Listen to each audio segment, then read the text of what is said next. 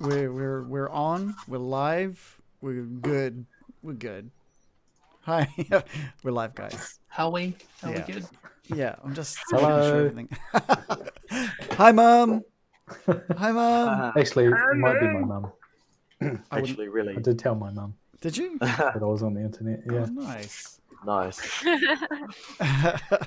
let me on the internet. Was she all excited for you? It's like my son's Yeah, she said, "Oh, famous. yeah, I'll have a look." Oh, nice. I can't even But imagine. it won't And she- happen. I don't And know. she If, has a look and she's super disappointed. yeah. She'll just own me. Well, I just want to say we've already got a bunch of awesome. Whoa, what was that? What was? Sorry, Jeez. letting off some gas. Okay, right. We've already got like some awesome people watching. Carl Zone, who's subscribed to us on YouTube, he's left us a couple of comments on there as well. He's actually watching us live for the first time, which is awesome. Welcome aboard, Carl. We've got Asgoetia back. Francis, my man, good to see you good. back. Jackalope's there. Hi, welcome back again. It's awesome to see you back. And we've got Anio Gaming Smart. I don't know how to look. And should I just That's call how you you say Annie? it. Yeah, with full of like when you're like really uncertain. Tina, Give me she said, smart. just smart. It's just Tina. I'm gonna say just Tina. Tina, Yeah, hi. yeah. Thank you for joining us. What we normally do is start off with a recap of last week, but normally before I even do that, how's everyone feeling? You guys all ready for you had a week off? Yeah, it was torturous. Yeah, like it ended in a really... Okay, let's just run the recap. Previously on Getting Dicey. All right, as you sort of shrink down to a mouse size, the room is just enormous in comparison to what you're used to. It's a little disorienting at first, but you scuttle underneath the door. And as you enter that room, sitting near the corner of the table is just this disgusting looking rat, maybe about double the size of yourself. As you lock eyes with it, you notice that it locks eyes with you. She'd like to turn pale and run. Okay, cool. Sig pushes the door open with his hammer. Out of nowhere, it just sort of bolts and runs towards the door. Stop that rat! Gotta try and dive down and grab it. You just sort of comically slide across the ground behind this rat. He drops to his knees and plants the shield in front of him. You bring the shield down right in front of it. Eee! A rat! Yeah, I tried to skewer with my rapier. You hit the stonework next to it, and that snaps it back into what it was trying to do, and it scoots towards the southern wall. I'm going to cast Thorn Whip. The thorn whip shoots out, wraps around this rat. It just shreds this thing into a red mist. Beautiful. Almost the instant that rat dies, you hear sounds from like the door to your east. Sig stands up and 300 kicks the door in. What you can see is a dark bearded human opening up what looks like a secret door. Glassstaff is here! Entangle him! Entangle him! Alright, he has to make a strength check. Everyone in range has to make a strength check. 24. I got an 11. I So got the that- 9. So crit failed. The look on the DM's face means maybe Glassstaff didn't fail. Ooh. Is he entangled or isn't he entangled? That's the big call. It's a Schrodinger's wizard. Yeah. All right, let's all So bring... It is tense. We'll bring you guys all back. So this is where we left her on. Let's just have a quick look at where everybody is. So I believe at the end of the last round, everybody bar Loris is entangled out of our adventurers. Is that right? That's right. Yeah, I'm entangled. For What sure. a call. And then it came down to a single dice roll to see whether or not Glassstaff 2 was going to be entangled. Things are... Getting Dicey.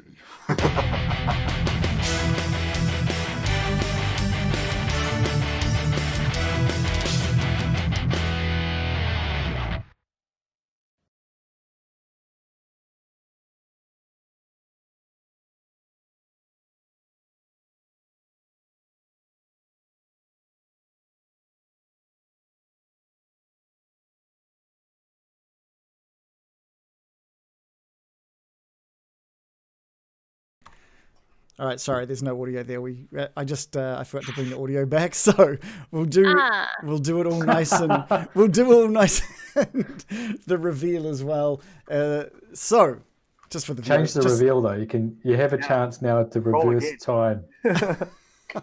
Yes, you I have like the now the reveal. chance to change what the role was. Yeah, no. So, Glassstaff rolled a natural 20. What? Really? So as these vines, Dave, can you mute yourself? There's a nice little echo that happens. I don't know. Maybe it's Reese. I don't know. It's gone now. Thanks, Reese. Come on, man. Anyway, the vines grow up due to Mirakin's spell, and they wrap around Sig. They wrap around. They try to wrap around Loris. They wrap around the Baron, and they wrap around Gil. Unfortunately, Sig rolled a crit fail last week, and what that means is we're gonna need a D100 from you before we figure out what happens next.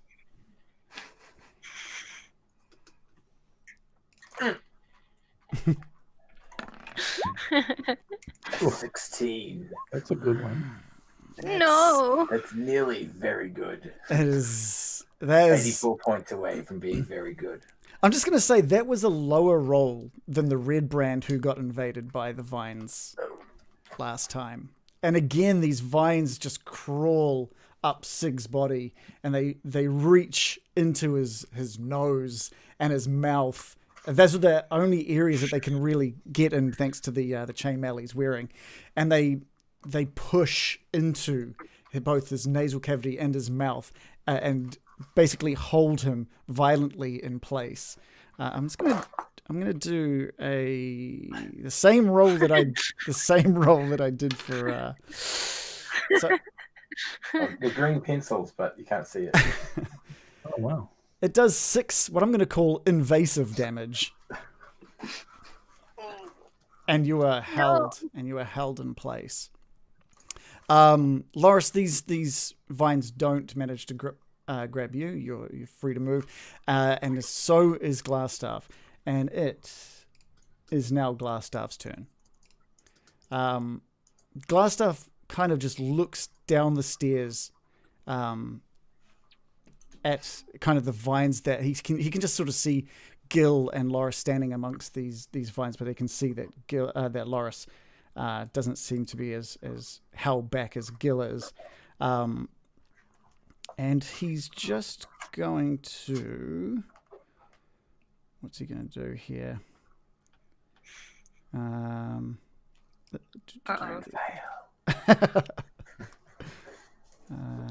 All right. First of all, he's gonna open up the little the door next to him. There's a little secret door, and he's been sort of feeling around for the latch, and he finds it, manages to rush through out of sight and down the hallway. You hear, well, Loris, you hear just some sort of like energy, just like come from outside as well. Sig, it is your turn. Sig is particularly restrained by the vines, and he'll spend his turn trying to wrestle free. And what's going on in there? Shit. Yeah, give us a strength check to see if we can free yourself from these vines.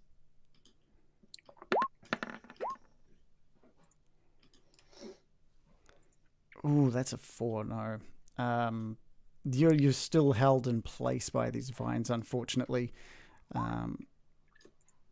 and unfortunately, again, due to the nature of them being within you while you're struggling against them, you manage to do 1 more hit point of damage to yourself. Ow. Okay, Baron, your turn. Okay, so is that a saving throw that I click? Yeah, it'll be a strength saving throw. -1. -1. You two are unfortunately still held in place. I got a 5. Oh. This is interesting. Gil, over to you. So can I just ask? So what did Gil see as Glassstaff was leaving? He basically just saw the glass stuff look down at you guys, smile, open up the secret door, which is now still open up on the wall at the top of the stairs, and basically just run. I see. And I didn't hear what Loros heard. Oh, you would have heard that as well. Ah, I see. Can I roll Arcana to see if I know what that means? Yeah, by all means. I don't think my Arcana is very good, but more information is better. A 13. Yeah, you know that he's cast a spell, but you're not sure exactly what spell has been cast. Did you want to try and free yourself from these vines? No, I do not. Okay. I am going to cast Sleep at level 2. Okay. Where are you? How does that get aimed here? So it creatures within a 20 feet of a point I choose within range. The range is 90 feet. So I'm going to center it on the last place I saw Glassstaff, which I assume is kind of here, right? Well, so let's draw a little path here. You saw him. It doesn't really show up very well there, but you saw him at the top of the stairs. He came running out this way and down. Out of view. He would have been out of view by the time he was about here. Thanks, I see. Thanks So to the walls at the top of the stairs. Through the wall. Yeah. Underneath. No, I see. no. Okay. Okay. That makes things slightly more difficult.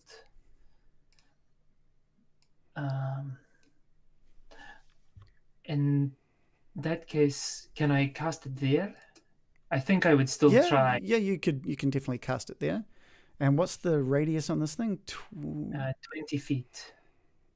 Okay, that would definitely encase him if it gets him. Well, that's good, because I don't think he gets to save.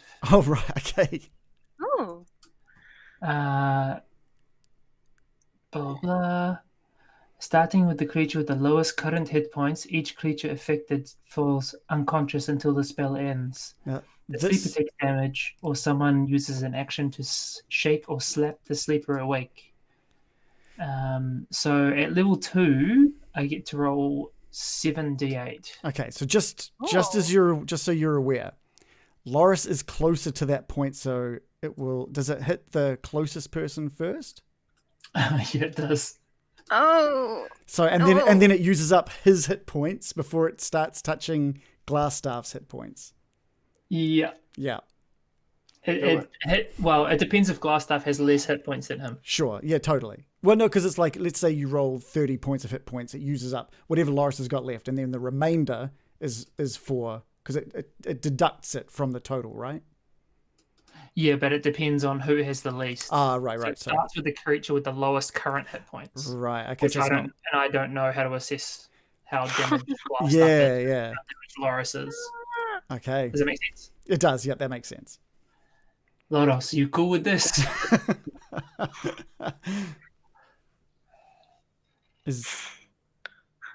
Yeah, he's cool. Cool.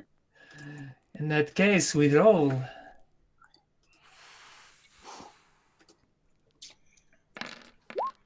Holy shit. It is 37. All right. All I will say is that you've cast this out, and you see. Oh wait, what's your hit points there, Loris? I'm on 13 at the moment, including then that includes the 6 or so that the temporary. It's not actual damage. You just fall to sleep. Yeah, you don't lose your hit points. You just fall asleep. So I'm on 13 total. So sweet. I'll have a nap. I don't mind. Gil. You did want that short rest. Yeah, I've been out for a rest for ages. Gil, does this affect the caster?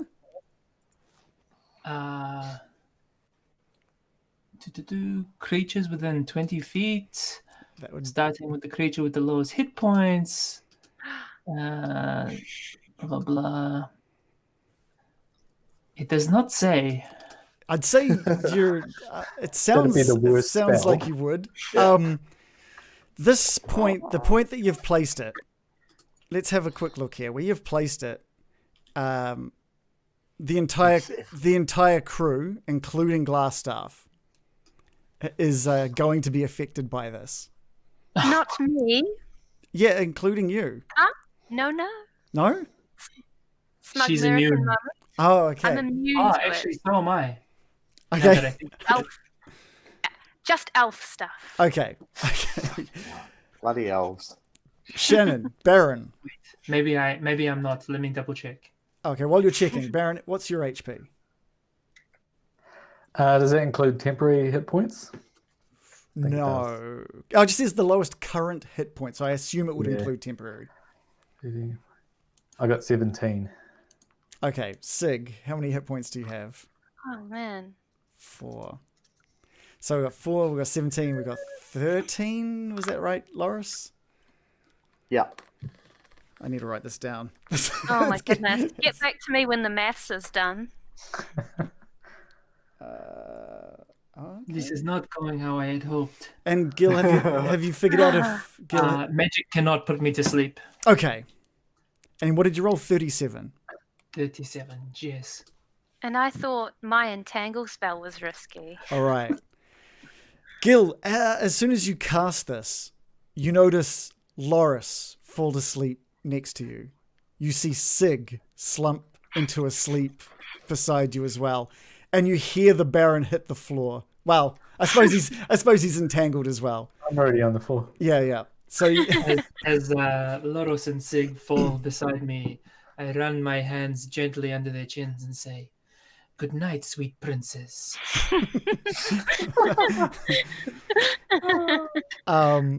so basically, what you can tell, you guys, everyone but Gil and Mirakin are fast asleep right now, and they will be asleep for the next 1 minute, unless awoken, obviously by by taking damage or being attacked or anything like that.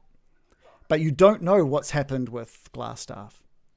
As a bonus action, may I call out to Mirakin and just say, "The vines! Release the vines! He's escaped!" And then I'll end my turn. Okay. That's all good. I was going to start my turn going, did I get him? Well, That's a no. we're gonna Perhaps I could reply to that instead. we're gonna skip Loris's turn since he is sleeping Aw. soundly. Mirakin, we're back with you. So I'm seeing people around me falling asleep. I have to assume that there's a magic spell being cast. Yeah, you would have heard Gil casting the spell, and you've seen Sig and the Baron behind you fall asleep inside your vines. Right. I will start my turn by releasing the vines. And release they do. Everybody drops down to the ground. Unfortunately, Sig takes an HP of damage as the vines pull themselves out of his orifices. And I wake. And he wakes. In doing so. My baby's got a little carried away. I'm sorry. Cool. All right. Well, I shall use my turn to rush forward as far as I can to chase after this dastardly fellow.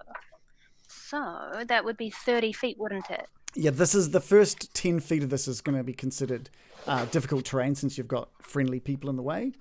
So that'll just getting to these stairs here, the middle step of the stairs is going to take you like 15 feet of movement. Oh. No, sorry, 5, 10, 15, 25. 25, and 30 only gets me to the entrance. Yes, that's correct. Ooh, that's not great. You can dash to double your movement for the turn. Oh, in that But you case, can't do anything else. Yeah, you wouldn't be able to do anything else. ooh, I'm gonna do it.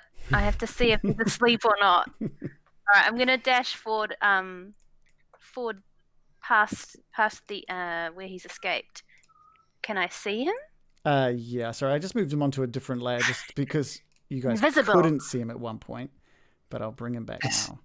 As Mirakin runs past, can I just say, "So I'm looking. Shall I look after them?" These two. You already have. Yes. You're asleep. You can't say anything. American, as you run around the corner, you go through, you run up the stairs, you run past your friends, up the stairs, through the secret door, into this room that you recognize from only glimpsing earlier during your visit down in this area of the hideout. But as you turn around this corner, you see Glassstaff lying unconscious next to the bridge. He's asleep like a tiny little baby. Really? Okay, well, I can't hear this. But yeah. I'm surprised though. Right. Out Well, of that's character. my turn done. I've dashed. That's my action. It is Glassstaff's turn, and Glassstaff just lets out a little... Aww, so cute. and we're back with Sig. Sig is feeling pretty terrible and shoots the vines out of his nose with a bit of blood running down his face. And he gently kicks Baron to wake him up. And then we'll smooch past Gil and give Loris a bit of a kick as well. But that's just for fun, right? Wait a minute. Does that count as an action according to this card here? Spell card? What spell? says- Yeah. This someone uses an action to shake or slap the Yeah. So, sleeper awake. So that means you'd have to use an action to get Yeah. someone up, right? yeah, good call there, American. Thank you for that. That's Sorry. right. So you Sorry can for making it the game harder. you can It's all right. wake one of them. I don't mind Or- not being kicked. I'm good.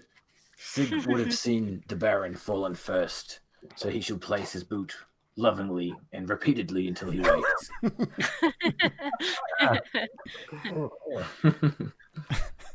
Okay, cool. Anything else? Sig will be in pain. Oh. Well, you can move though, can't you? If Yeah, you can want. you can still move if you needed to move. Perhaps. Okay. All right. All right, Baron, over to you. Oh, okay. Yeah, I've just been gently booted in the face Mhm. repeatedly, apparently. Okay. Yeah, things have gone wrong. I guess I was just out for a moment. Can I? I'm gonna move in here, okay? Because I think the last time I saw him, wait, I can't even remember if I heard anyone say that he was running before I went to sleep. I think I did. I think Gil yelled that before casting spell. Okay. All right. So I should be able to make my way over here. I'll stop if I see anything really freaky. Okay. Well, nothing freaky is standing out yet. But as you turn that corner, you see Mirakin sort of in front of you, and past her on the ground is Glassstaff lying unconscious on the ground. So I'm guessing you dashed to get there? Oh, how far is it? Oh, sorry. 5, 10, You have to 15, 20, spend 25. more points to go through Yeah. the allies. So I 30 probably- feet got- would get you halfway up those stairs. I don't think I'll dash. I'll just, if it's, I forgot it's not difficult terrain, is it? It is, yeah. It's basically difficult terrain if you're passing through a friend's. Oh, I Yeah. forgot about that. Yeah. Right. Okay. Well, maybe I'll just come to here, and I'll wake up Loris. Okay, cool. Wake up, you big oaf. What's going on? Where's he gone? Gil, I back think he to must have gone through that door. back to you, Gil. I'm going to chase after American. Do I take a penalty from 2 squares or 1 square? We'll say 2, since the one that you're on has someone on it as well. So that puts me on to 20 feet, Mm-hmm. 30 feet. Yeah. And then from there, I'm going to ready an action to cast sleep should he wake up. Okay. Mm. Loris, you've just woken up. Gil has taken off up the stairs. And you do remember seeing Glassstaff at the top of the stairs and then suddenly falling unconscious. Disappearing before I fell asleep. Yeah. Yeah.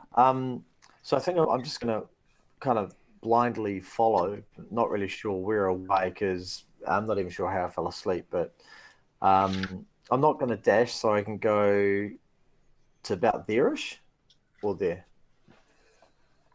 Yeah, you could get there. You could get there pretty easily. Either of Yeah, those. cool. I'm just going to hang there so I can see Gil. Cool. I'm not really. I'm not too fussed about where there is. Like, what's going on? Okay. Just going to ask Gil what's happening. I was asleep. What happened? Yes, sorry about that, my meaty protector. It was a collateral slumber. Did we Because get? he would have definitely heard me like singing a lullaby or something like that, and then just gone. Did we get the target? He is also sleeping. Cool. Okay. That's me. American, we're back with you. You've noticed Gil and Laura sort of behind you now. Just finished dashing and catching my breath, so I'm just like, oh, we got him. And so she just rushes forward and grabs his fancy little staff and just tosses it off to the side so he can't suddenly wake and grab it. And then she carefully takes out some rope from her bag in an attempt to tie him up gently enough not to wake him. Okay, well, give us a survival roll to see how gently. My rope abilities are legendary. Yeah. Prepare yourself.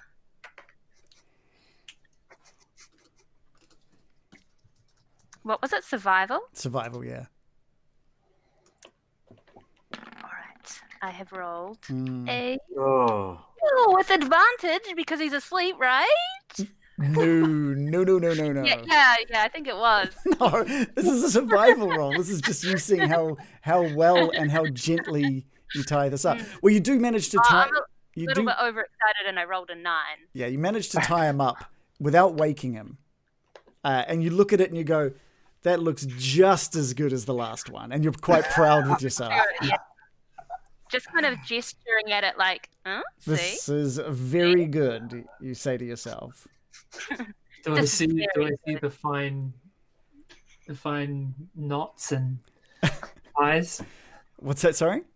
Do I see the fine knots and ties that she gestures towards? Yeah, so she shows you and you're just looking down at it. And yeah, I don't know. I don't know what Gil would think of it, but you can see Mirakin's quite proud. He's not. He doesn't know a lot of knots, so he looks impressed. It looks complicated.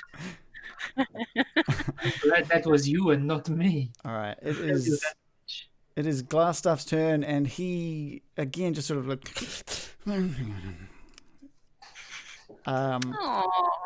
Now, I think we're at a point where we could probably turn off the initiative. Yeah, or do we want to go another round just to see what you guys? We'll go one more round. Sig, why don't you? Because this sleep lasts for a minute, right? Lasts a minute, and I don't really want to go through 10 turns of him just making snoring sounds. But it's so cute. Yeah, I know. We'll go through one more round after Sig. So Sig, you go first and let us know what you're going to do. Sig slowly ambles into the staircase and chats to his fellow party members as he climbs the stairs, trying to assess the situation, and ends up here. How about that? It's probably a little further than you can, but I'll let that one happen. I'll say. Oh. Okay, cool. Any action? Nope. Cool. Baron. Oh, you're on mute, my man. Sorry. Okay, so I can go 5, 10, 20, 25. Yeah. Okay, I can see he's tied up. Mm-hmm. Shall we? Very well. Shall we gag him as well in case he wakes up? Because otherwise he might be able to do some sort of magical spell even if he is tied up. Good thinking. Okay. But yeah, that's all. Yeah. Although he may be hard to can't go any further? interrogate if he can't talk. Yeah, but then we'll let him know what's going to happen when we We can develop some kind of ungag him. sign language. But he's tied up. Yeah, he can nod. Well, Oh, kind of. so Sorry, I just moved you a little bit closer to as well, since you're tying the knot, American, tying him up. So, are you going to be gagging him as well, Baron? Are you going to walk forward and do this, or are you That's as far as I can go. Okay, no, that's fine. Gil, we're back to you. I'm going to let the group know that this is only a magical slumber. It's very easy for him to wake, as you all have just witnessed for yourselves. I suggest we either knock him out or otherwise disable him before he wakes. And I'll step forward awaiting whatever happens. Cool. Loris, over to you. All right, so yeah, I think I'm just gonna move up to where Gil and American are. I think I can get to about there. And Gil, when you say disable, can I break his legs? That may wake him and he may cast spells. I was thinking perhaps a swift knock to the temple may render him unconscious for a lot longer than my spell. I could do that. go ahead. Go ahead. You got to roll to hit here, so you know the risks though. If you don't take him down to 0 HP, he will wake up. So just before I do take a wild swing at him, how healthy, unhealthy does he look? Because he's had a couple of hits, I know that much, but as he's obviously looking quite comfortable, he's asleep. But how damaged does he look on the whole? Yeah, he's not looking healthy. I wouldn't say he's looking bloodied or anything like that. He's not looking healthy though, but he's also fast asleep, so it's kind of hard to tell. He's got that the wound from the ice knife to the neck. He's got that puncture wound in his thigh from your spear or javelin or whatever it was that you threw his way. So yeah, he's not doing well. He's looking pretty beaten up. And he doesn't have his staff, right? He doesn't have his staff on. That's been thrown off to the side by American. Should mean that he can't use spells that have material components. You're probably the only one who knows that. Yeah, true. Okay. Now, elaborate slightly and just say, I suggest we all make sure we are ready before, just in case he wakes. Yeah, and just so you know, because he's basically in an unconscious state, at your feet, it will be you roll with advantage if you wanted to attack, and a hit will be a crit. Okay, so I think I'm going to try. I may as well. I'm here, so I'm going to just take the not the flat end of the handle of my axe, and just going to bash it into the side of his temple. So I'm going to get down on one knee and sort of from there, just going to bash it in. Okay, well, give us a roll to hit. That is my plan, at least. That one. It is a 23. Oh, dang. Okay. Let's have a quick look here. That is a hit, and that is an auto crit. So that's let's just say you don't have to re-roll your dice for the damage. You bring him down to 0 HP, and he is unconscious. He's in an unconscious state right now. I'm just going to pat him on the shoulder and tell him to sleep well. Okay. Yeah, cool. So we'll end the combat there. Basically, as you bring that down into him and knock him unconscious, you hear like from the south, just this kind of kind of like this. Uh-oh, what concentration spell did we break? It's kind of like someone like chanting and kind of yelling and like ferocity is kind of like as he comes running in, and from the south you see Sildar, It's that good old boy. Sildar, Sildar. sword in hand, come running in from the bottom, ready to attack anything in this room. I knew he was bad news. And he sees you. He sees you sort of up near the other bridge, and he's like, Oh, gosh, I was about to talk like him without even putting the face on. What am I doing? Terrible. No, I got it still. I think I've still got it. You still got it. He says, "Guys, guys, did you? I heard that there was a lot of trouble, and I came to help. But is that?" And he walks slowly forward, taking a stand next to Gil and Loris, and says, "Is that Iano? What have you done to Iano?" Can I react before he gets Yeah, sure. close to us? Yeah, sure. As he approaches? Yeah. So we'll rewind time a little bit. He gets to about here. Stay where you are, Sildar. Your friend is the necromancer. You have a lot of explaining to do to my friend here. And I motion to Loris. And Sildar looks over at Loris and looks kind of back at you. We'll say Sildar gets to a little bit closer so he can see both of you guys. We'll say about there. He looks at both of you guys, and he's just like, "What? What do you mean? That's he's. I don't even know what you're trying to tell me right now. He's a necromancer." I'm gonna insight this motherfucker. Yeah, please.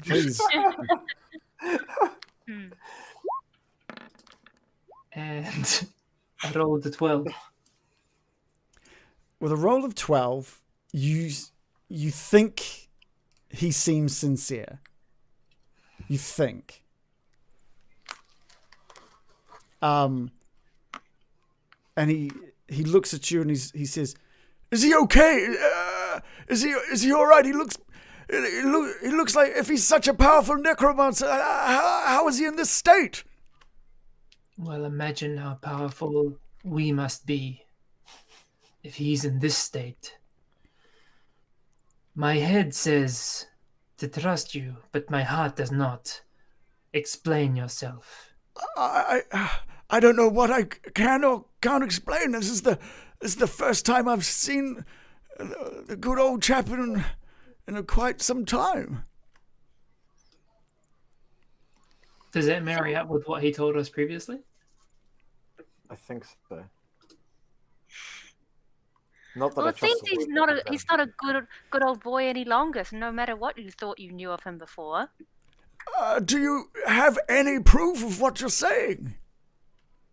Loris is just going to stand and start pointing at his scars and the wounds that he's currently bearing. Just like, these didn't come from nothing. Well, I thought this necromancer was called Glassstaff. I thought that was the name that the Red Brands had been talking of. Where did his staff get thrown to? How far away is it? Over there. Yeah. It's Loris basically is just going to point to the staff and say, "Does that look familiar?" And Sildar looks over at the staff. Oh. And he kind of and you can see tears welling in his eyes, and he sort of drops to his knees and hangs his head, and says, "This is quite unexpected.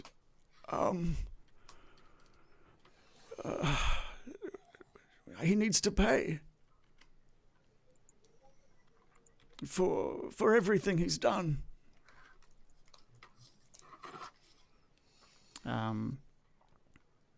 And he's just kind of he's like I said, he's just on his knees, Damn him! Now I feel looking sad. down at the ground. I've gone from wanting to kill him to now feeling sad for him. I'm gonna go back to Gil. He's the one that's having this conversation. He's the one questioning Sildar right now. I look back at the party and just try to get a gauge of what everybody wants. I think we need to hear it from Glassstaff's mouth himself. What has he done? Why has he done it? What led him to do these things? It'd be nice to know what his goal is, and if he's working with someone else. Sig walks forward. I don't know about you guys, but I feel like utter rubbish. I'm gonna stop bleeding soon, I hope, but I expect that we should deal with him before we run out of resources, namely blood. Oh, Sig, you look terrible. Let me help. You look. Please. I'm sure it had nothing to do with my vines at all. No, because they've done no damage to anybody, said no one ever. Well, I shall whisper some elvish words in his direction in the hope that he will feel healed. But just give me a second. I shall even cast it at level 2. I'm feeling that generous. It's so disappointing, as usual. I have hit for 3 damage. What's Is that the total? Is that? Absolute garbage. That can't be right. It can't be right. No, you got It's like- 2. So it's 2 rolls. You rolled a 3 Oh, I and get- a 3. oh. Okay, Yeah, so it's 6. that's It was less just a terrible terrible. roll. There you go. 6. Still not great. Yeah. Thank you, I American. tried. That's still Wow. minimum on both. Yeah, you rolled a 1 both times. That's- Wow. oh, shit. Perhaps my heart wasn't really in it, but the thought was there. Sig, what did you do, man? God. Despite Maybe my they- misgivings, I felt more than double than I did before because the hurts. It's great. Thanks. Silda slowly gets to his feet and moves a little closer to the group, and he just looks down at the Glassstaff, who he hates to know that it is Glassstaff, and says, "Let me take him back to the townmaster's hall, and we can so he can be picked up by the Waterdeep constabulary, and he'll see a trial and surely put to an end." No. I'm afraid we have questions for you as well, Silda. And I'm going to need to insist that you drop your weapon. Silda, that's actually Silda. Basically, just hands you the short sword that he was holding, and says, Hilt first. he flicks it around and hands it to you hilt first, and just says, "Look, I owe you guys my life. I'll help you however I can." You can Just just walk listen. in front as we head out. Wait, sorry, there was a couple of people talking. And we've almost died many times while pursuing this fellow. We can't risk anything at this point. Certainly not leaving him alone with one such as yourself. We can't underestimate him. One such as myself, I've handed over my weapons. I've told you, I not owe you saying my you're life. I'm saying the opposite. I'm saying he could easily obliterate you if he got away.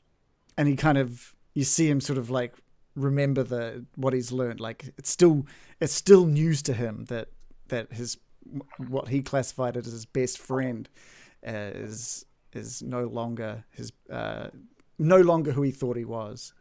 Yes, okay, yes. So what do we make of him? What do we do? Well, shall we check out what he's been doing? He's had a whole room of these experiments. Maybe that will glean us some clues before he even has a chance to tell us his own lies.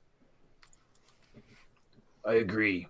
I think we could learn all we need from him, from his writings and books, which will not be twisted by lies. We can take his head off. Perhaps some of us could stay and do that, and some of us could. I think the safest thing is to take him to Daran and let the Order sort things out. Yeah, Darren. Darren Meister, I think his name was. Darren Aldernath, I think, is who you're after. And yes, I believe they'll know exactly what to do with him. So what would you guys... I'm fine with that.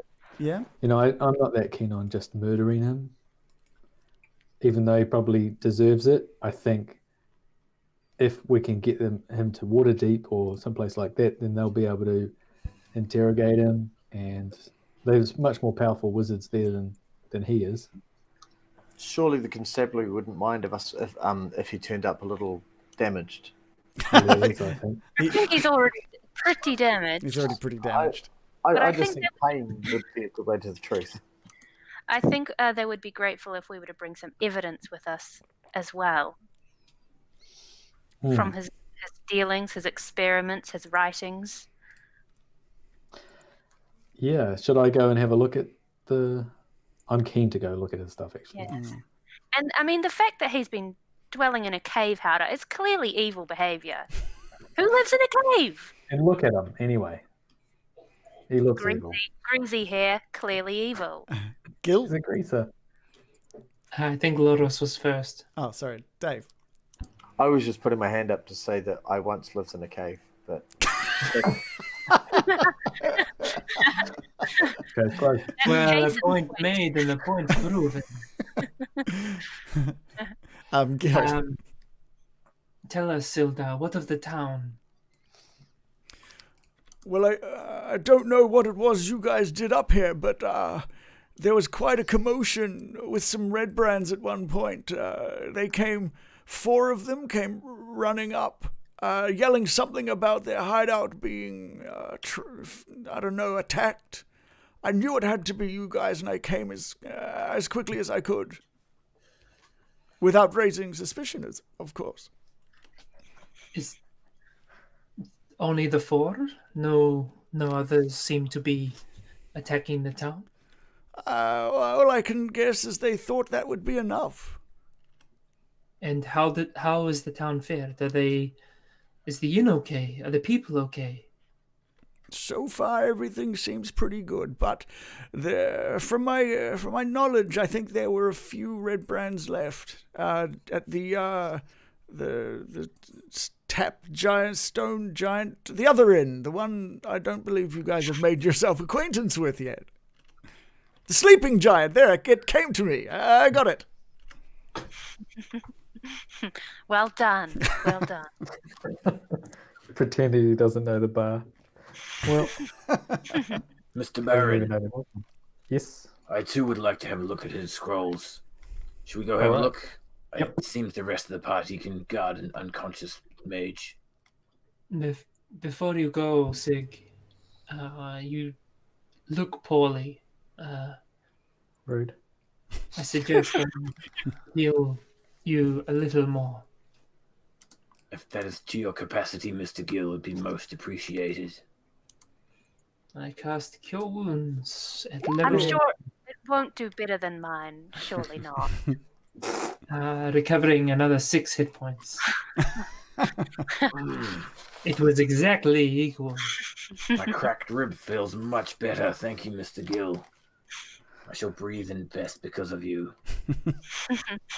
Cool. So, what are we splitting the group in any specific? Are we right down the middle? 2 of you going off, 3 of you staying, or where are we doing this? I believe. So, how long did the Baron and Sig want to spend searching? Oh, it kind of depends on what we find. I shall accompany them. Should we just wait for you then?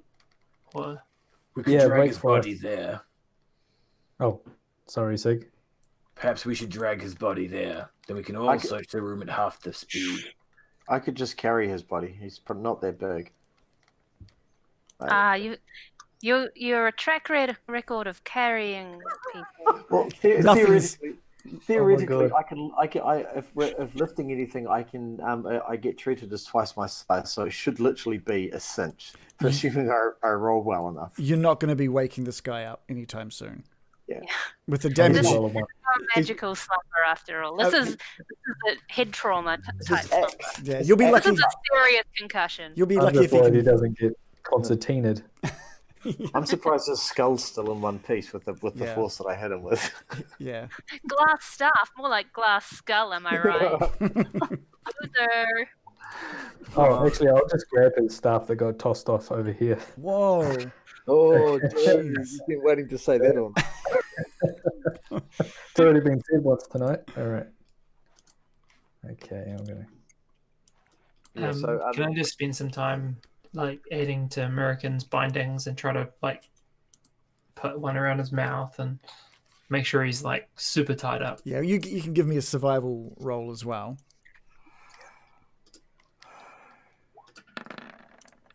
I rolled a 22. Hey, that's better. Yeah, you basically take a look over American's like bindings, and you look over at her and kind of just shake your head, and you just get to work tying this amazing knot. And American just looks down, and she can't see the difference between what you've done and what she had done. She's just like, you've just redone what I did. Okay, so and that's.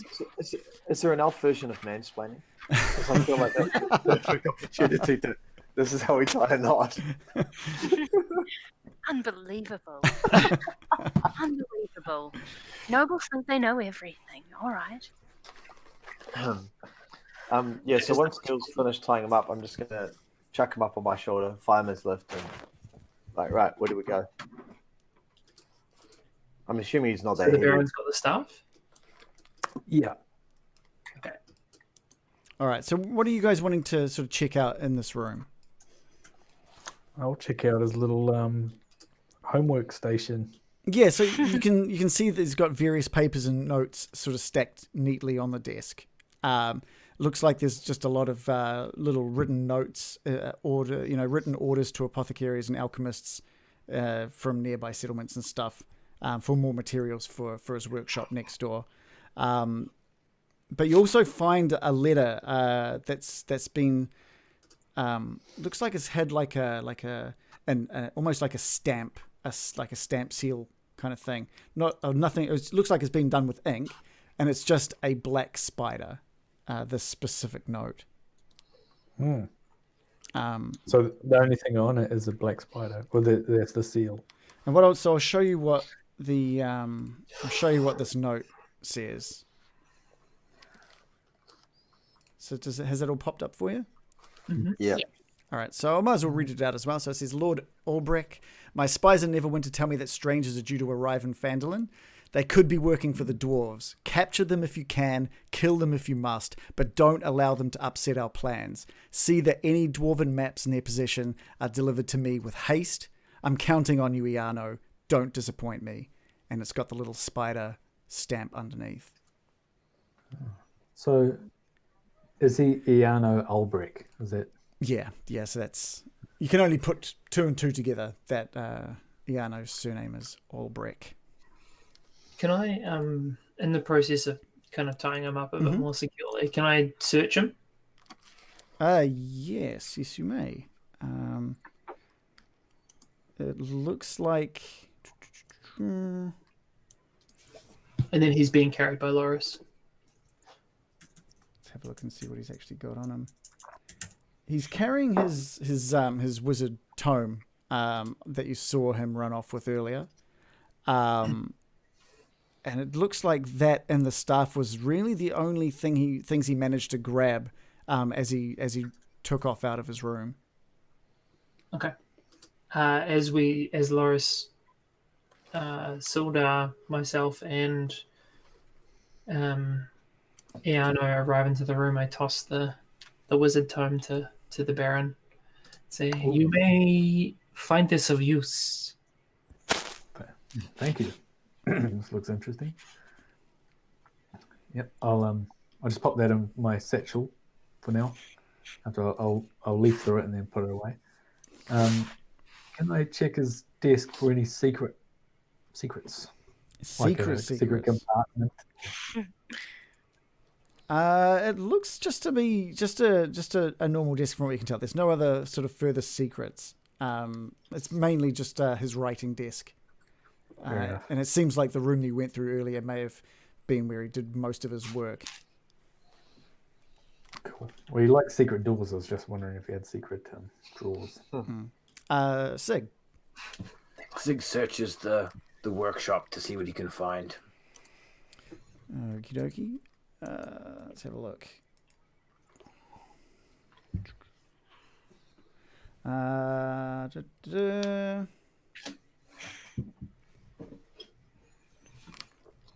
there's there's lots of, again, sort of like a larger version of what was happening on his work desk. There's just a bunch of different books and notes. Is anyone proficient in Arcana with you guys? Yes. Yeah. As you sort of walk into the room, Baron, you kind of note that one of the books just kind of stands out as you walk in, and you can see straight away that it looked to be a something about invisibility potions, like a how-to, or something that he was trying to study on how to make invisibility potions. Actually, I am too. Oh, there we go.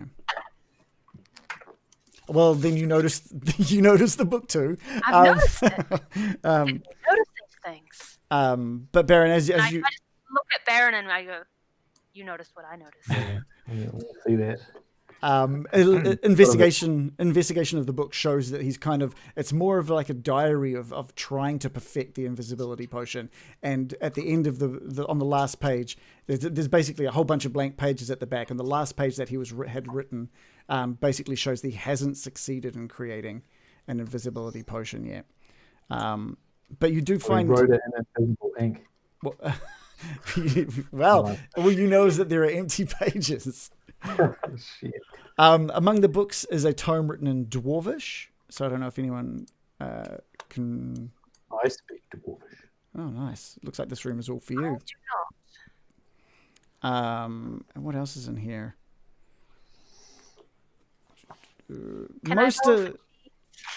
Most of the materials in this room seem to have there's kind of no value, but there are 3 small bottles that hold rare reagents like mercury, dragon's bile, and powdered nightshade that you think you could probably, if you couldn't use, you could probably get a good 25 gold from each if you were to sell them to someone who could use them. Awesome. So mercury, powdered dragon's bile, and what was the other one? Mercury, dragon bile, and powdered nightshade. Cool. Did you want to inspect that Dwarvish book at all, Baron? Yes, please.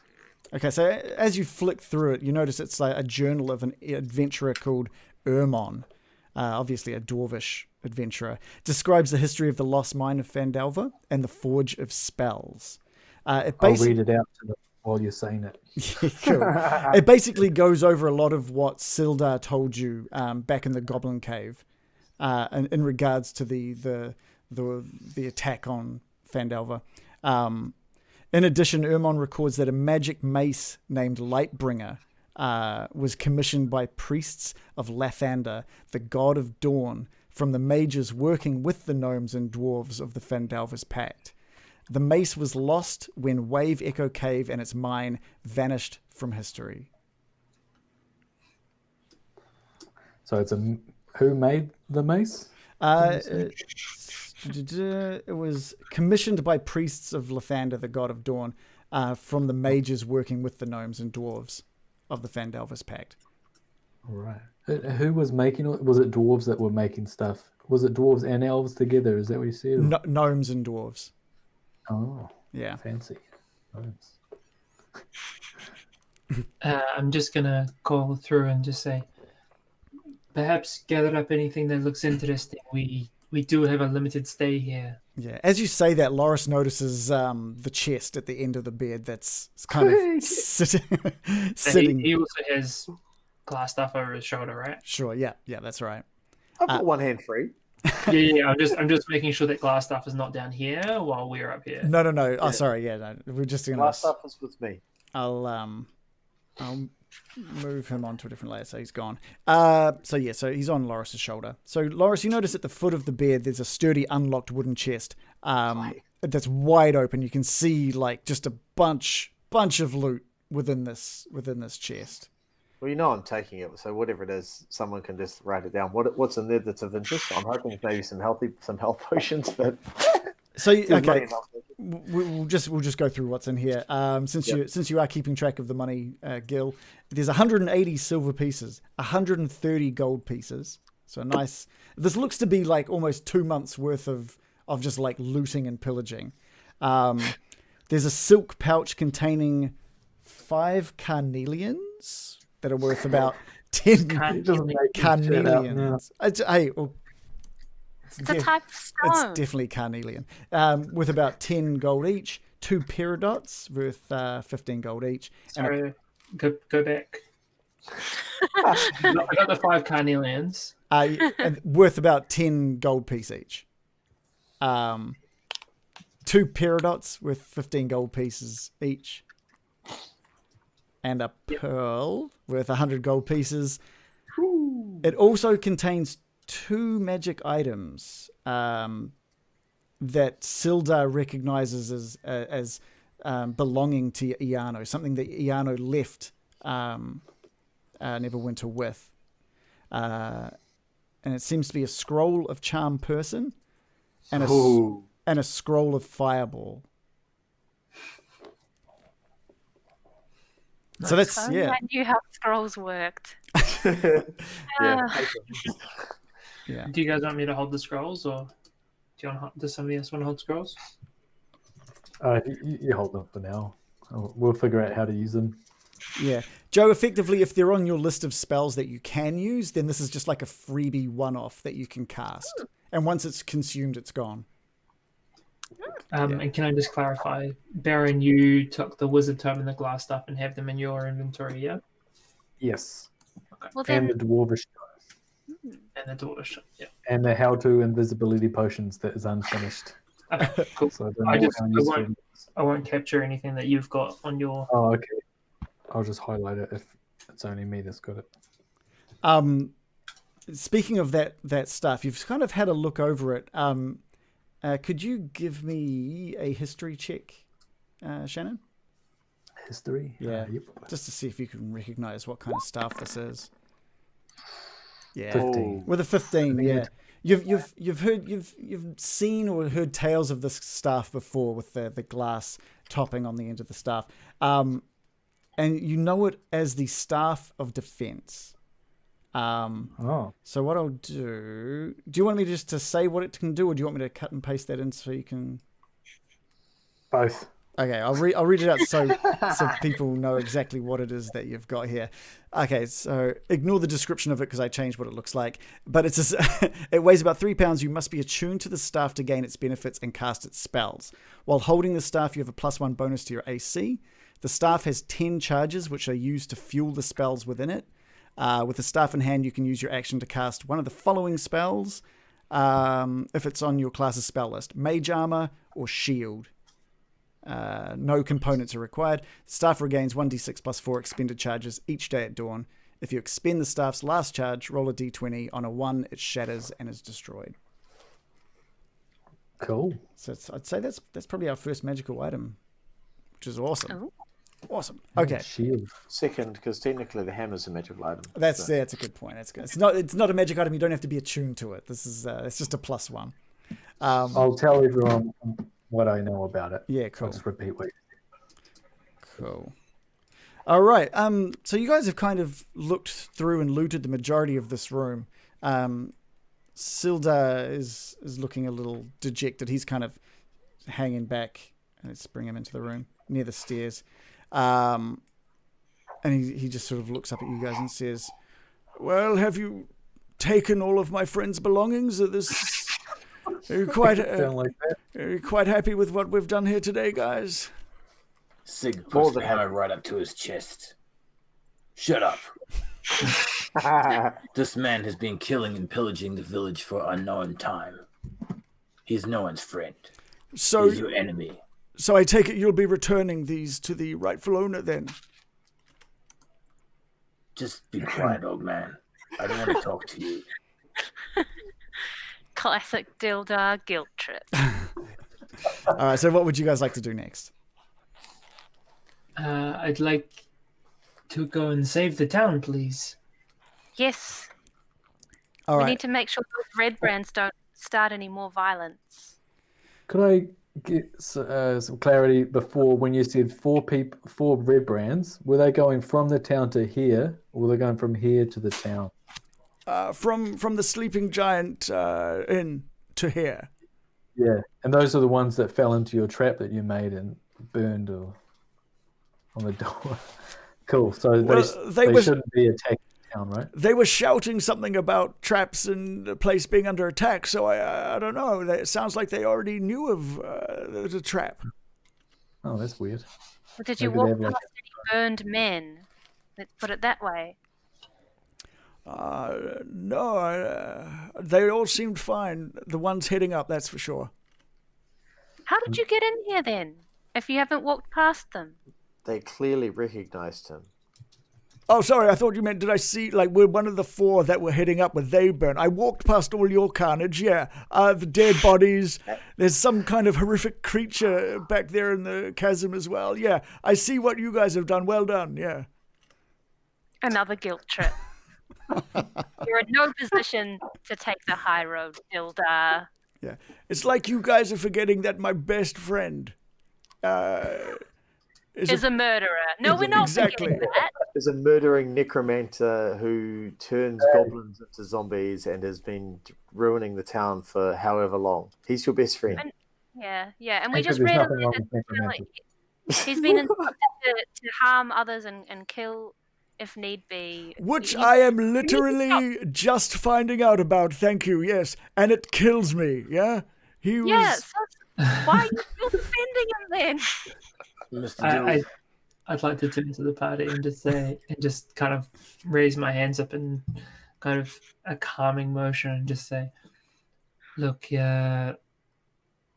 obviously no one is a fan of glass staff here. Wow.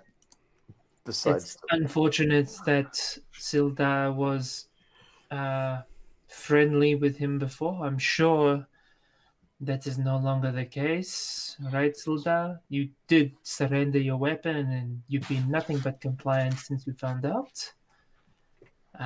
I suggest the most important thing is now the town, rather than who is right and who is wrong. All right, so how would you guys like to... Are you guys done with the red brand hideout? Yep. Indeed. Yes. Yes. Okay. All right, that sounds great. I assume you guys wanted to just head out the way that you guys came back in, or did you want to go out through the southern wall that got blocked up? Is there any specific way that you'd like to leave? Should we go out the other way, because we didn't actually see some stuff? Should we just... Oh. What do you think? Should we walk out through this unexplored part, or just the Whichever the way quick is way? quicker to the town. Okay. Probably easier not to try and move all those boulders and whatnot. Oh, yeah, the bolt. and Agreed. potentially go somewhere where we're not prepared to take on. Let's just go back the way we came. Mm-hmm.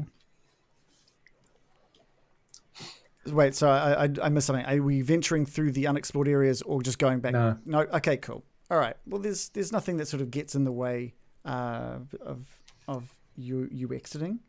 So we'll just move you guys back onto the Phandelver map. Whoa! We did it!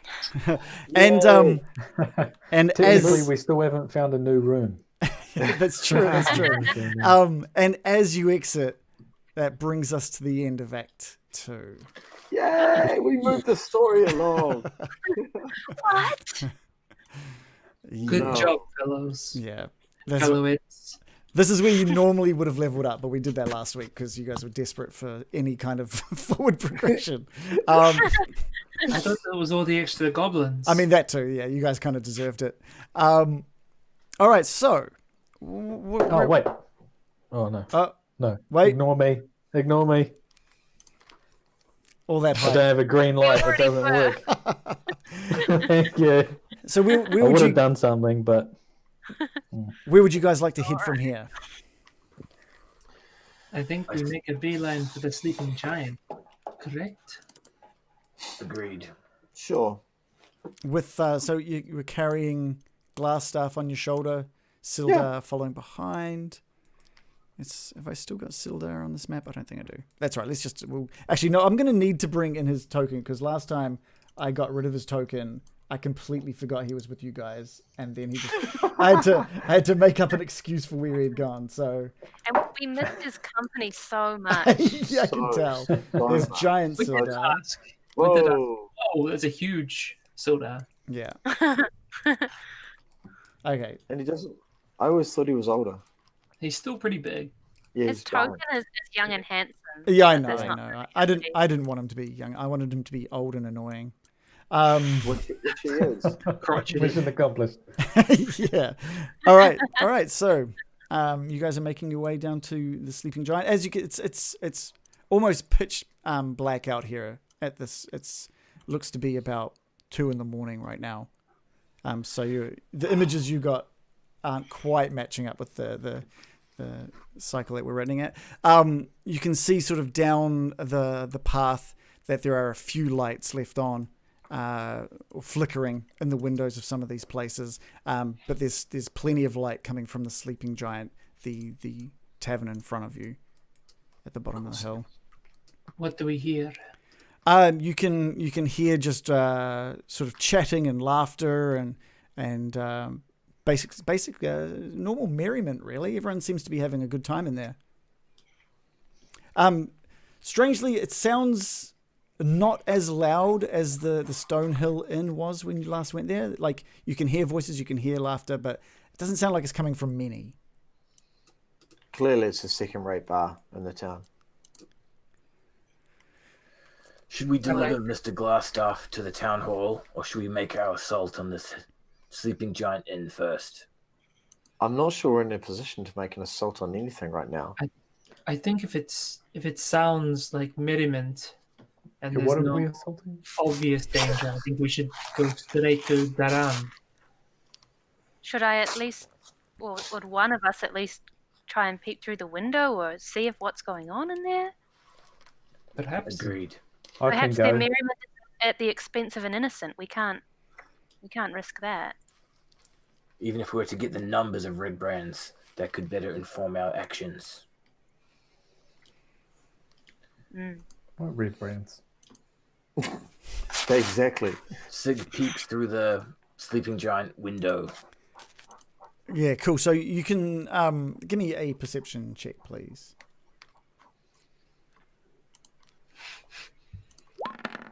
Sig rolls a 17. Cool. You peek through the window and you can see maybe like 5 red brands. One of them looks to be missing a lot of hair. It looks like it's been burnt off. He's kind of looking a little singed, but he's drinking. He also looks quite intoxicated, and they're all just sitting around having a bit of a laugh. And there's about 5 at one table. The rest of the inn looks pretty empty. Sig could turns burn to it the down. party and relays the information. There's 5 drunk red brands. Should we attack now? Strange that they would be making merry if they know their base is in danger. I'm happy to capitalize on their foolishness. Ah, Mr. Loris, what do you say? I'm a little uneasy about charging into a pub when we're not as strong as we could be. We have a unconscious wizard on my shoulder. It seems foolhardy, but if you wish to go in and you think it's the best move, then sure.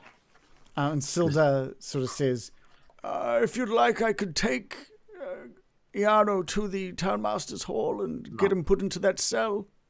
No. You're not We taking stick together. I say we leave them be.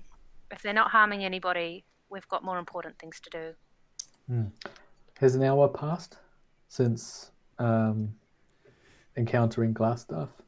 No, it's probably only been about 30 minutes since he was knocked unconscious. Okay, cool. I think with the unconscious is like a roll to see how many hours he's out for. Oh, is it?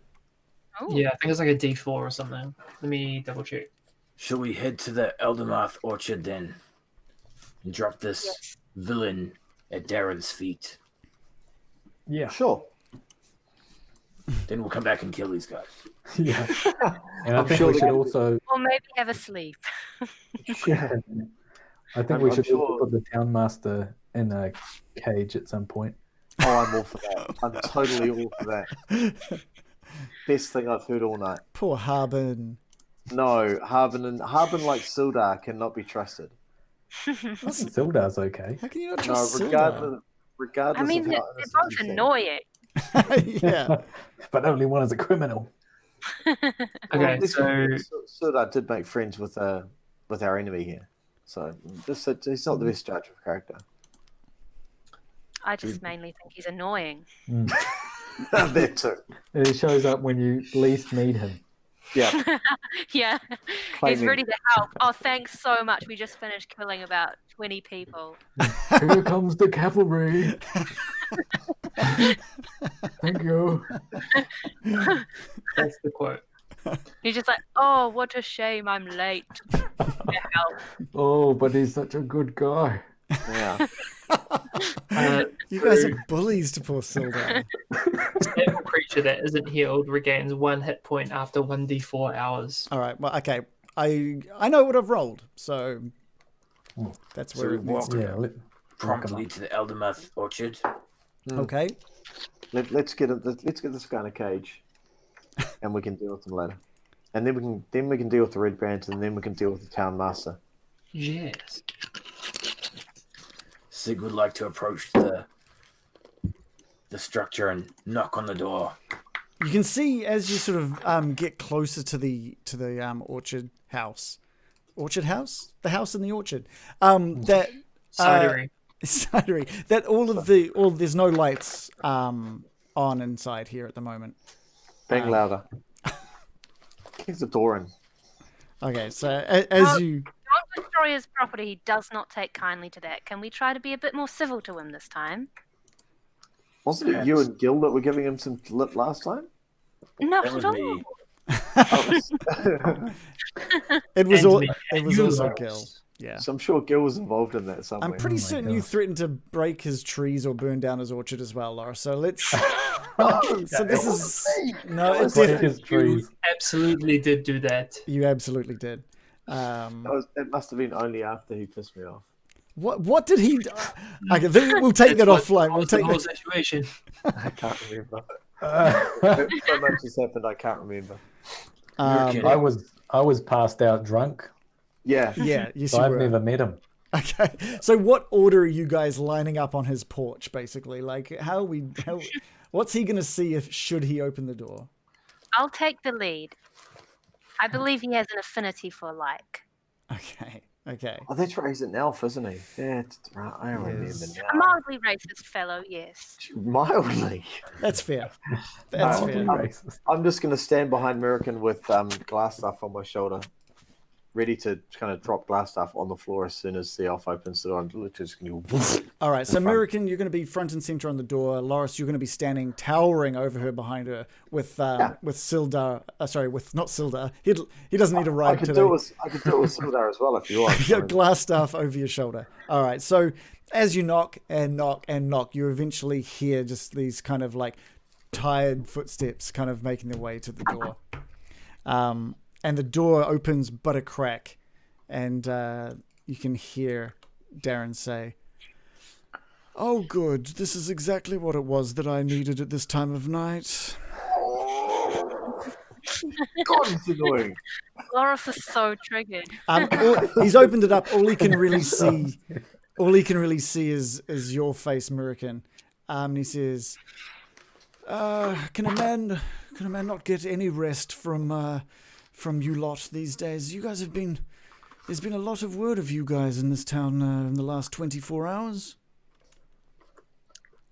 Well, yes. We've got more news for you. Actually, we've got a knocked out necromancer with us, and we need help. And At hearing that, I'm just going to drop him at his feet. the door, he hasn't opened up the door yet. So It's there on the porch. On the right, landing. okay. Door, body, right there. cool. He hears what you've said, American, and he hears the thump of a body, and the tiredness just goes from his face.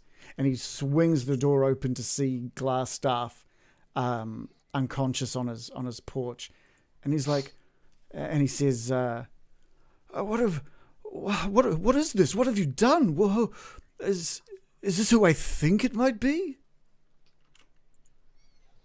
Well, who do you think it is? We know him as Glassstaff and Iano. I've never heard the name Iano, but Glassstaff, yes, we've only heard stories of him. He's been quite the menace the last few months. Yes, well, we took matters into our own hands when we learned the town was in peril. So, are you willing to help us? Absolutely, absolutely. Why, look, if you let me, if you take him off your hands, maybe you could do something for me. Like Take we him have off our already. Well, surely, Shut up! surely you brought him to me because you lack the ability to deal with him yourselves? Well, we just don't know what to do. We don't want to just kill him. We don't want to take the law into our own hands. We've already done enough of that tonight. We need more knowledge. Yes, and once me and the rest of the Order question him, really figure out what it was he was after and how he was able to do the things he was able to do, then we'll make sure he gets what he deserves. What does he deserve? That is What's something. your idea of justice? Well, I'm not. I am merely a single elf. It'll be up to the Order to decide. Bachelor. Sig would like to walk forward and take off his helmet. Excuse me, sir. I owe you no apology. I've since heard of the good things you've done for this town. Thanks. Sorry, I was a bit of a dick. Mm. And he kind of just, he looks at Sig and he gives him a nod. And he says, so do we have an agreement? I take him off your hands and you do me the smallest of favors. What is the favor? You may remember I talked to you about some trouble. In the cave, wasn't it?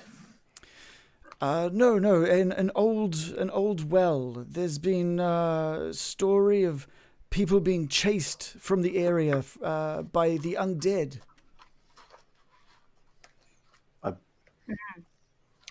We've seen many undead this evening.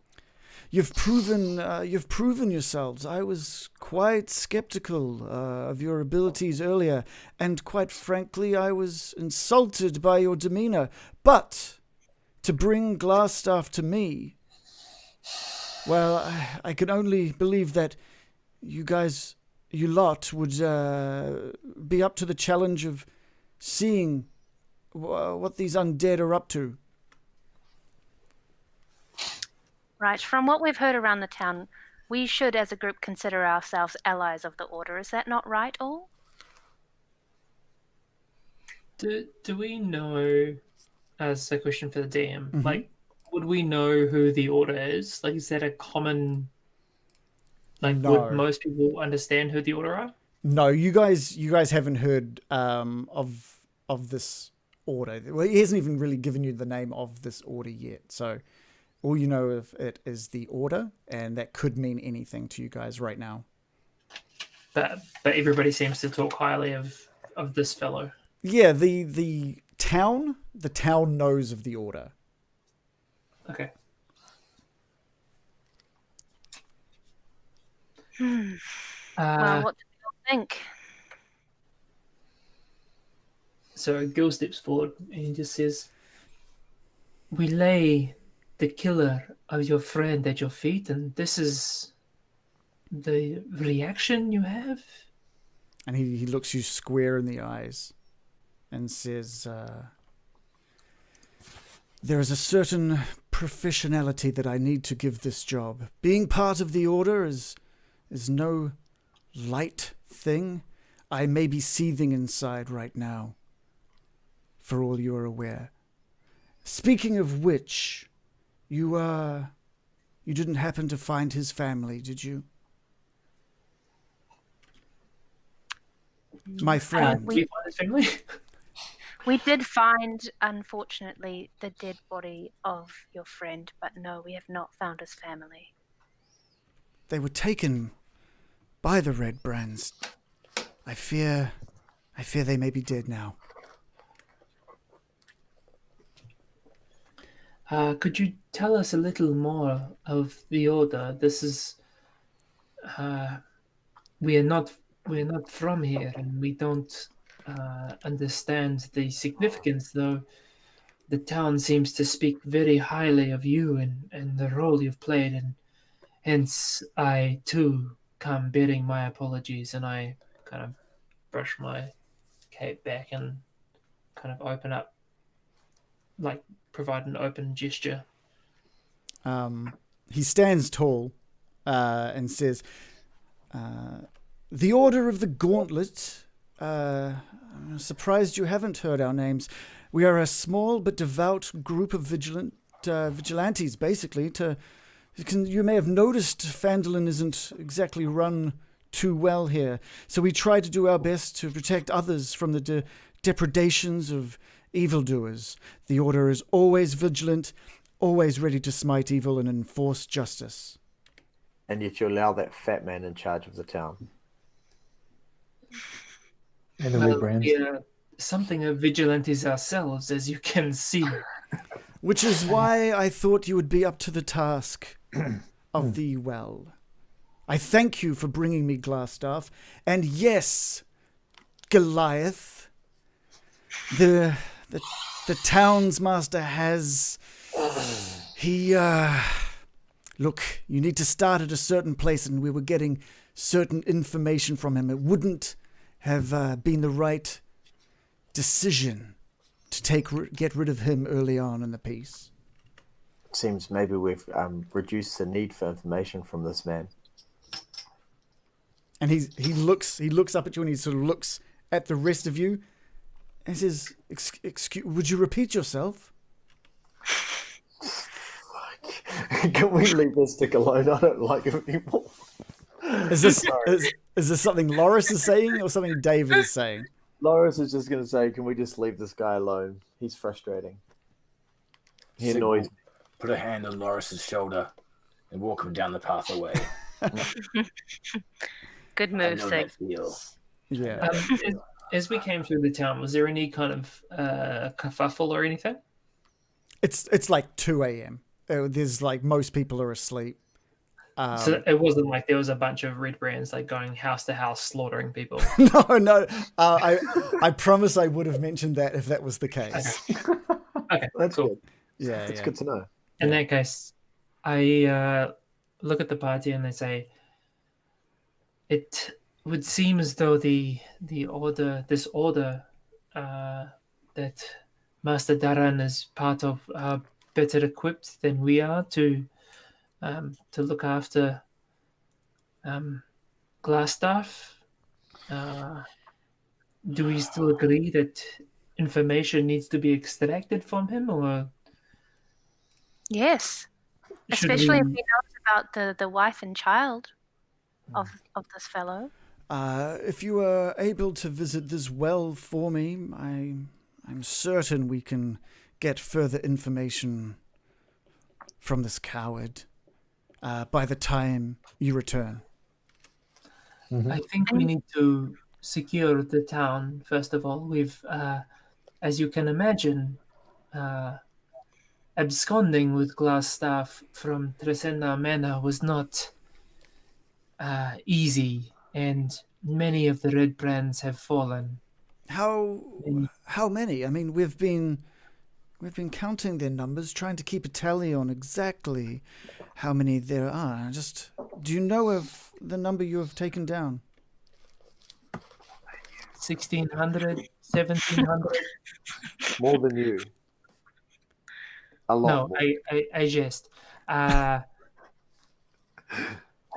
suspect in the Sig knows he's been counting. Shall we say a baker's dozen?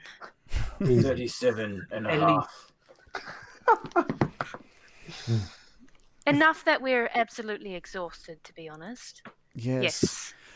Look, from what I'm aware, there weren't many in the town this evening.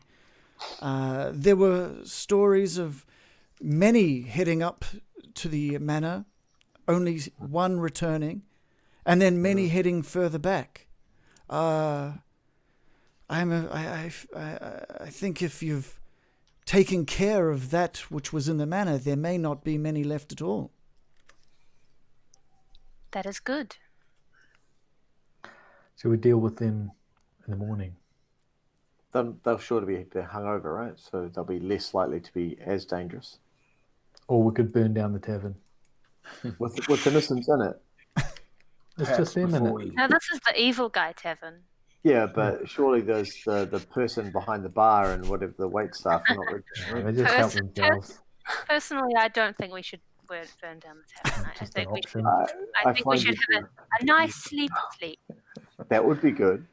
Perhaps We could wait until they drink too much and pass out. we should finish delivering this mage to this guy. Yeah. And we can talk about our plans on the way back to town. I don't think I want this guy knowing what we're doing.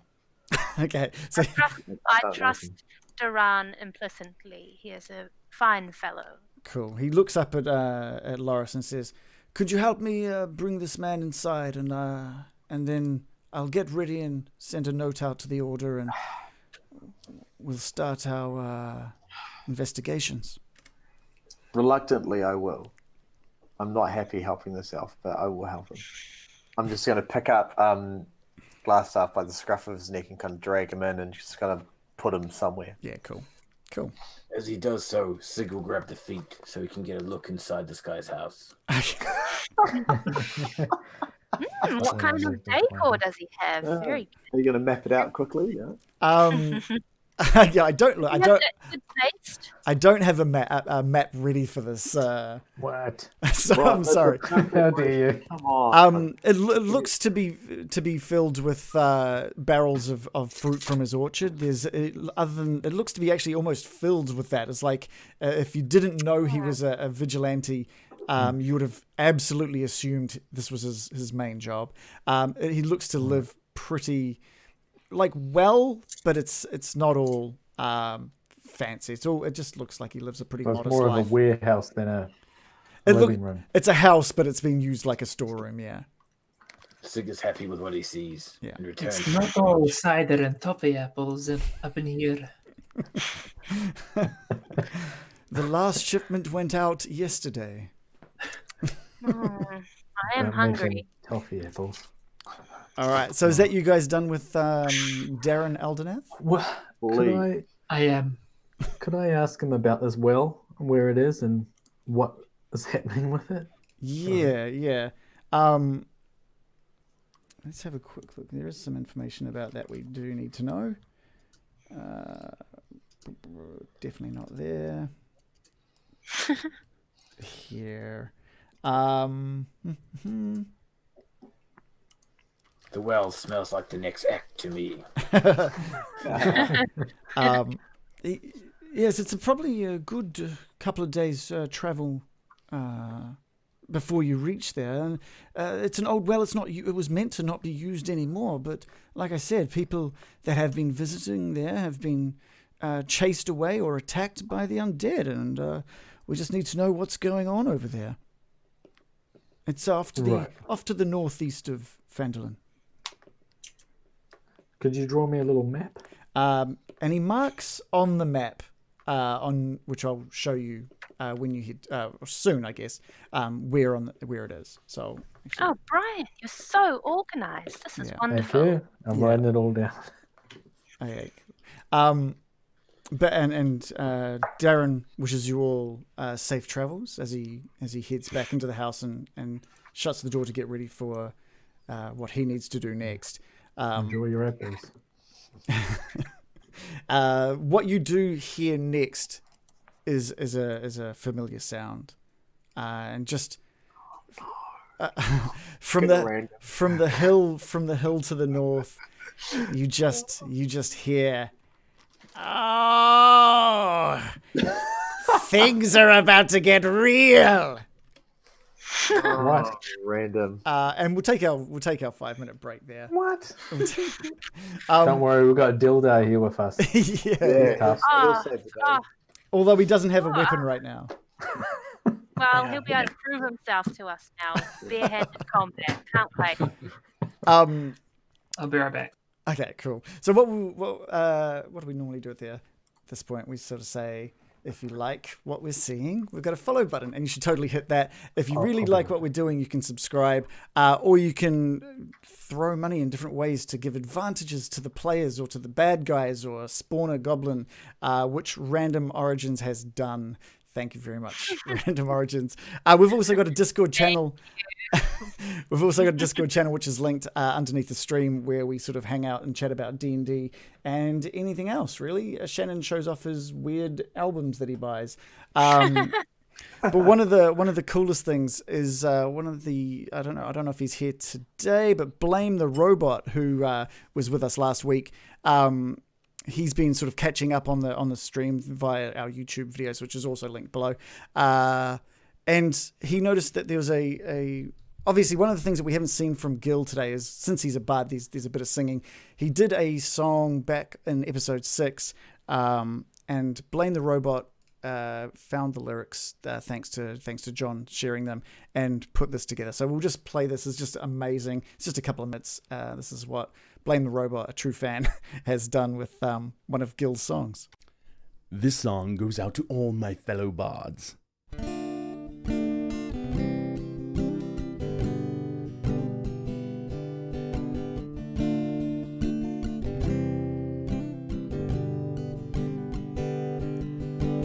Heading down south to the land of the mines, I'm thumbing my way into North Phandelver, staring up the road and pray to tear. I see the lamplights. I made it down the coast in 17 hours, killing me a bouquet of bugbear flowers, and I'm hoping for Rayleigh I can meet my lady tonight. Please let me meet my lady tonight.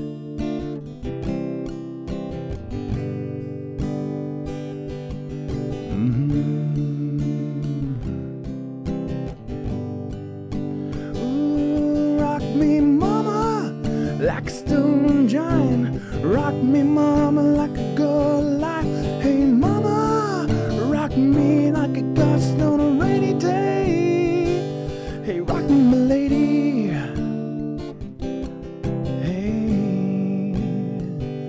Hey, rock me, my lady.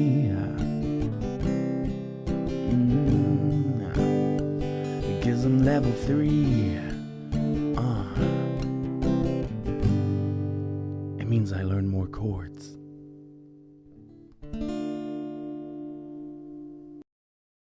Say we missed Gil singing his sleep melody.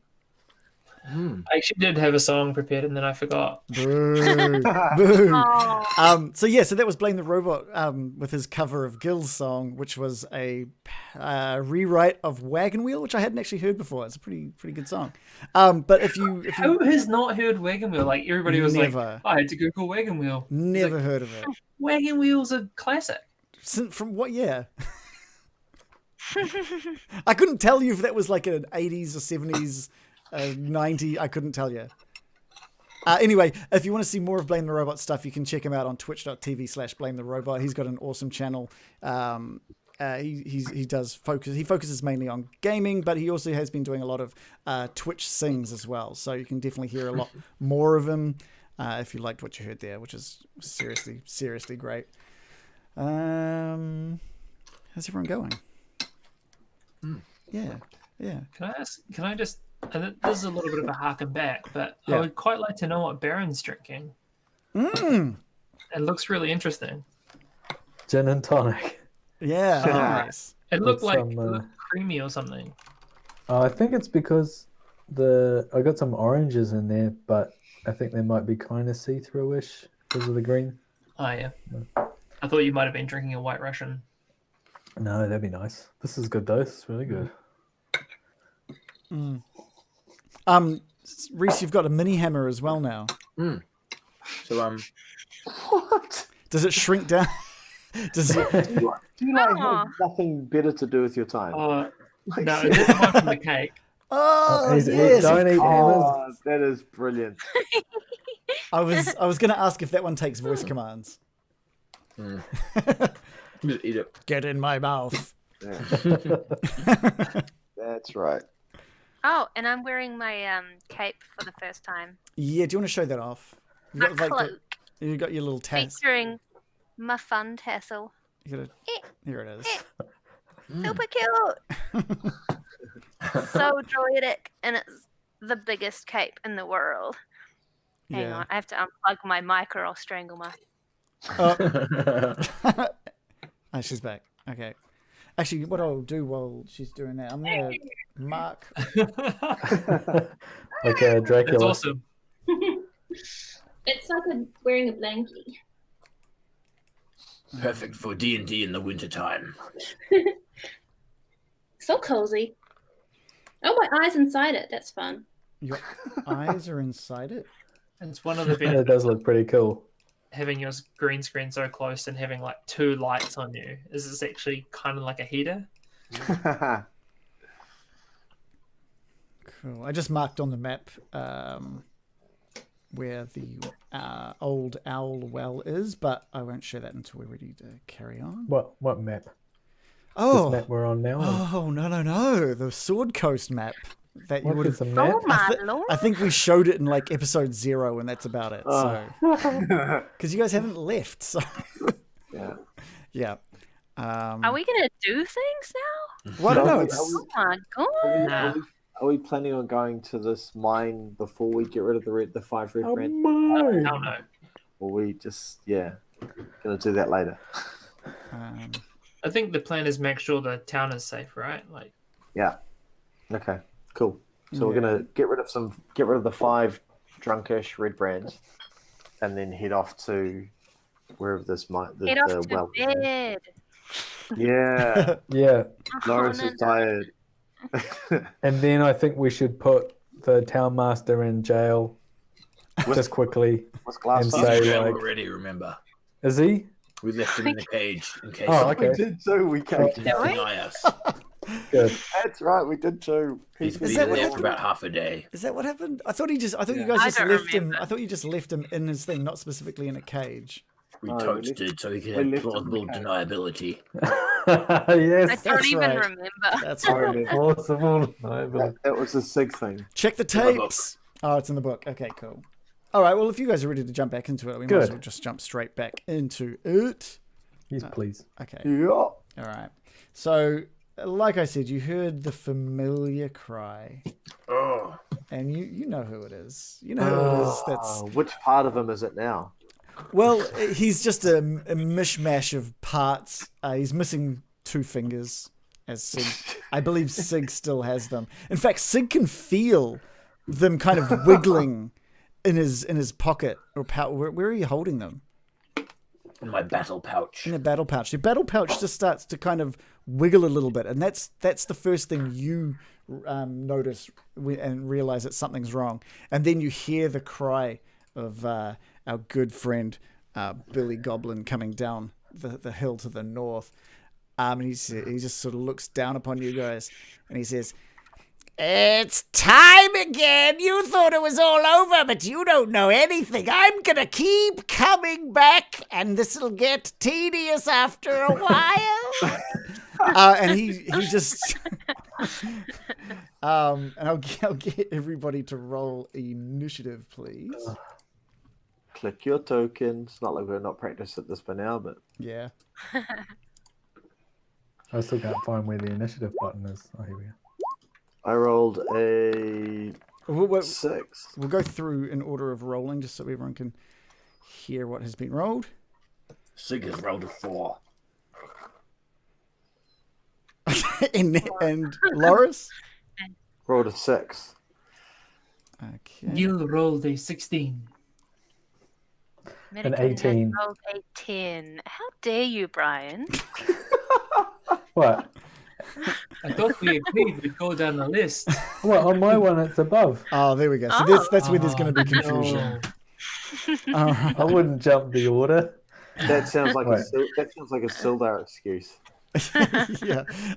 And Billy Goblin has rolled a 7. So let's start at the top. Baron, you turn your gaze up the hill and you can see just from the light of the moon this emaciated, scarred up version of Billy Goblin. He's so far away. Oh, he's closer than that. He's definitely closer than that. He's I normally like undead, but he's really getting on my nerves. yeah, fair enough. He's pretty close now. Oh, he's getting close. Is he shambling towards us? Yeah, he's kind of like shambler? stumbling down the hill as well. Okay, well, I'm Here gonna yell comes out to him. Daddy! He says. Fuck off, Daddy. I'm just gonna yell out, "Your master is locked up, you piece of shit!" And I'm gonna cast Ice Knife at him. Oh, nice knife. Nice knife. Yeah. Nice That's 1d20 plus 5. Sorry, I thought I had it. Okay. That's 21. Okay. That should hit him. Oh, and that's a it definite hit. does 1d10 piercing damage to his face. Nice. Oh, damn. Oh, 1. Dear God. Oh. It is a hit though, and so I mean, you kind of just caught him on the edge of the shoulder, and as it hits, it just instantly explodes. That's to beat a 13 on Dex. And he does not beat a 13. Okay, and then he's going to get 2d6 damage, which comes out probably to 1 as well. No, a 9. Oh, nice. That's good. It's So very good. 10 all up. So that ice knife kind of like hits into his shoulder and just explodes, and shards of this ice knife kind of like splinter up and down his side, and he just goes, "Oh, that's cold! Oh!" Seeming to not care too much about the damage. Now, Gil, what did you roll? Sorry, It rolled 16. 16. Okay. I ran behind the wall, by the way.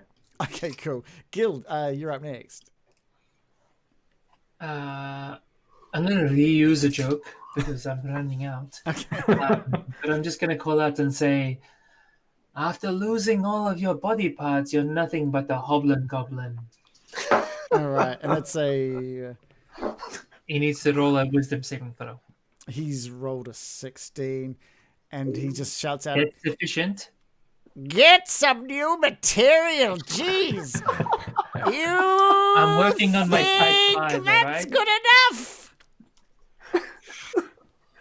Okay. That's my turn. Cool. Mirakin, over to It was you. a classic. So sick of this hideous little troll. Disgusting. Smelly. I draw my short bow and take aim. Roll to hit. Alright. That is a I have hit. rolled a 19. That is a hit. And so For we're... piercing damage of 7. Take we're- that, you ugly, smelly, disgusting. You say that as you voice that as the arrow, as you let go of the arrow, and before it gets to his head, he's like, "Wow, tell me how you really feel," and it just sinks directly into the middle of his forehead, puffing like green goop out the back of his head, and he just flops down onto the ground. Billy Goblin is dead once more. Yay! That's so neat. The fourth time they've killed him.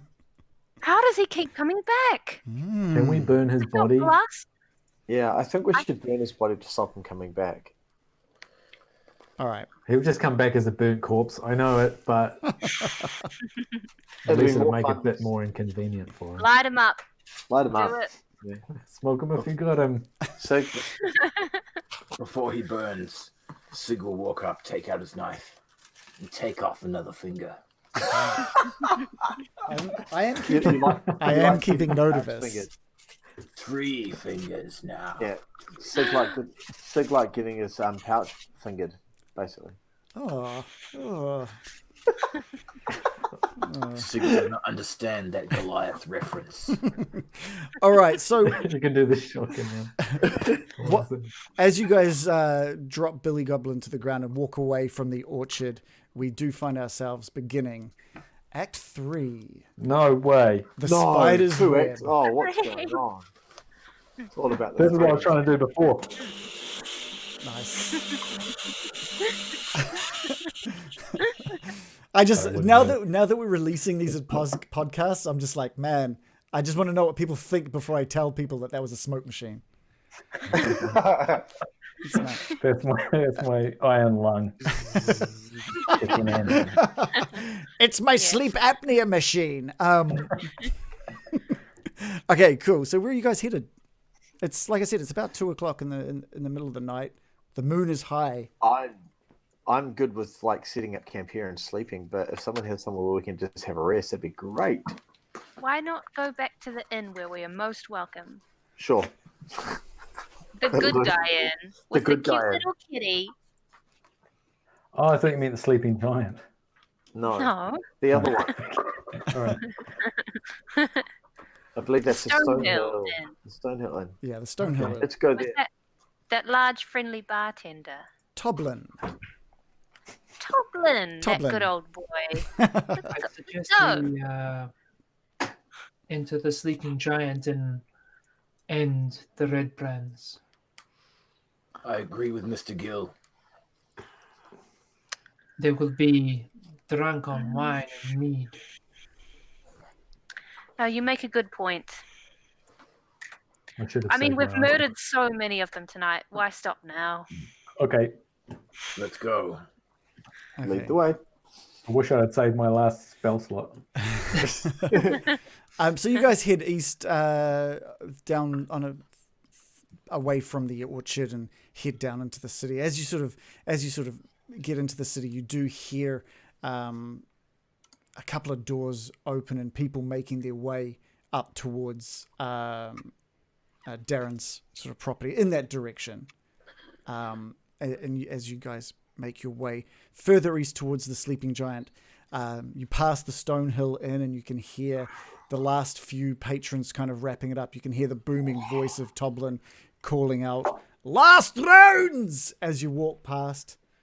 And as you get to the Sleeping Giant, you hear the noise from that table once more. There's a nice warm glow coming from the inside. Gil. I was just going to ask, so we hear people coming towards the orchard? That as you guys hit the sort of center of the town, you can hear kind of just some movement, and there's a couple of doors you can hear opening and closing, and people are heading up towards the orchard. Must be members Can of we- the order. Can we check their... Like, does it look like they have ill intent? No, they look like they're kind of heading up towards it. You can't, it's the middle of the night. They're a decent way away from you, so you can't really tell much. They're not.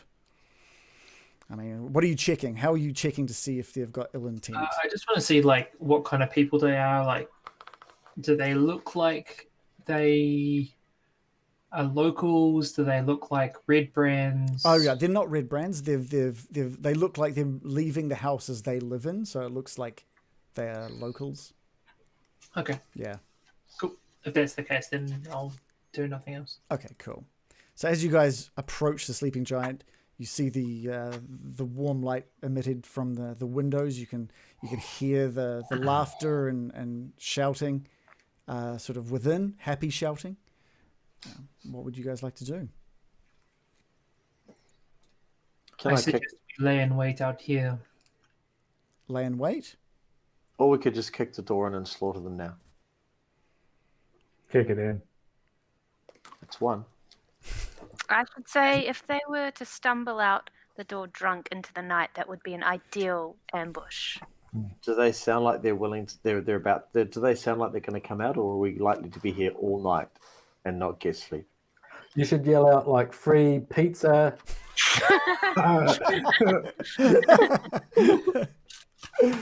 And indeed, Sig takes that advice literally and yells out, "Free pizza!" Not knowing what it means. Is this something that's happening? Sig is absolutely doing that. Well, first of all, was that something that Baron was? Yeah, that's something I would. Well, maybe not pizza. I don't know what kind of snack, like street snack food they have. Free Something like calzones. Yeah. As Sig shouts that, there's kind of a slightly sort of a drop in the volume of the laughter. Gil? I was just gonna say I'm just gonna wind up like near the entrance with my rapier drawn, just kind of like waiting for someone to pop out. Okay. You can hear sort of like the chatter dulled down a little bit, and you hear sort of just sort of low level talking happening, and one guy sort of appears at the window. It's the guy with sort of the singed hair on his head. It looks like he's and he peers out the window to look around. So can I get a stealth roll from all of you guys? Reese?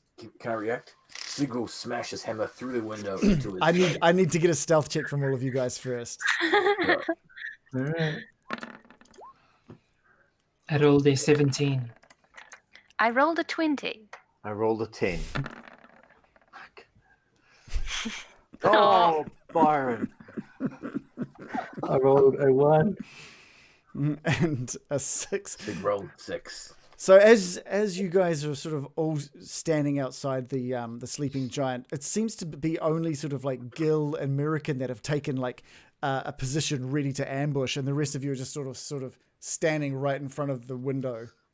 I'm 7 foot tall. It's pretty hard. It's pretty hard to hide. And the red brand sees like a Goliath. How tall is Baron? He's relatively shortish, isn't he? 5'8". Yeah, and a heavily armored Sig standing at the window. And I was hiding in the tree, but I didn't hear that. I can redo that. I didn't hear that you were. In that case, with the one you fell out of the tree, and he just sees. Okay. Yeah. He sees the Baron fall from the tree, and he sort of takes a step back from the window, and just kind of he stops, and he kind of looks over his shoulder, and you see him mouthing something to his friends. Is the window's open, right? It's a closed window. Oh, okay.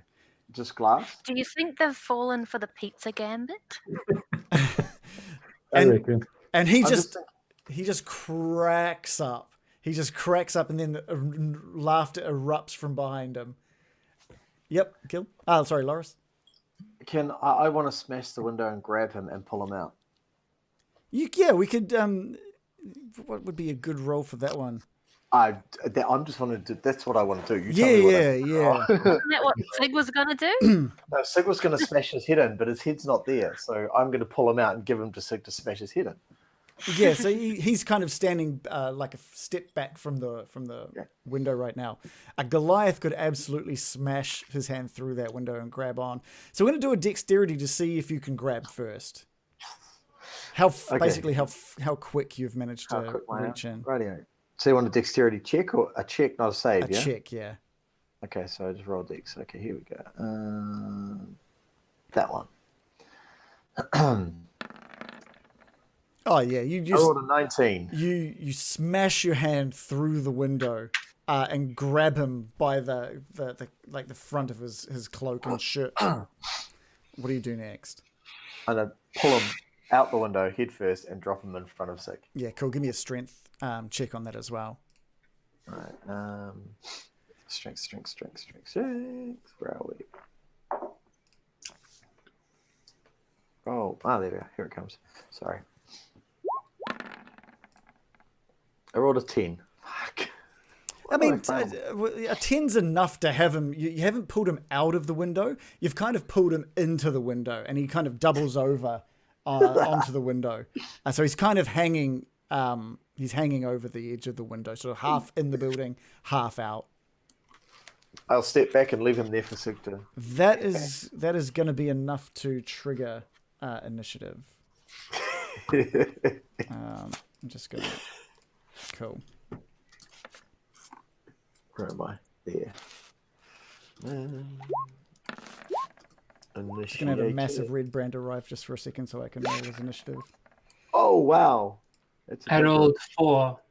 4. Oh, Gil. Sig rolls 15.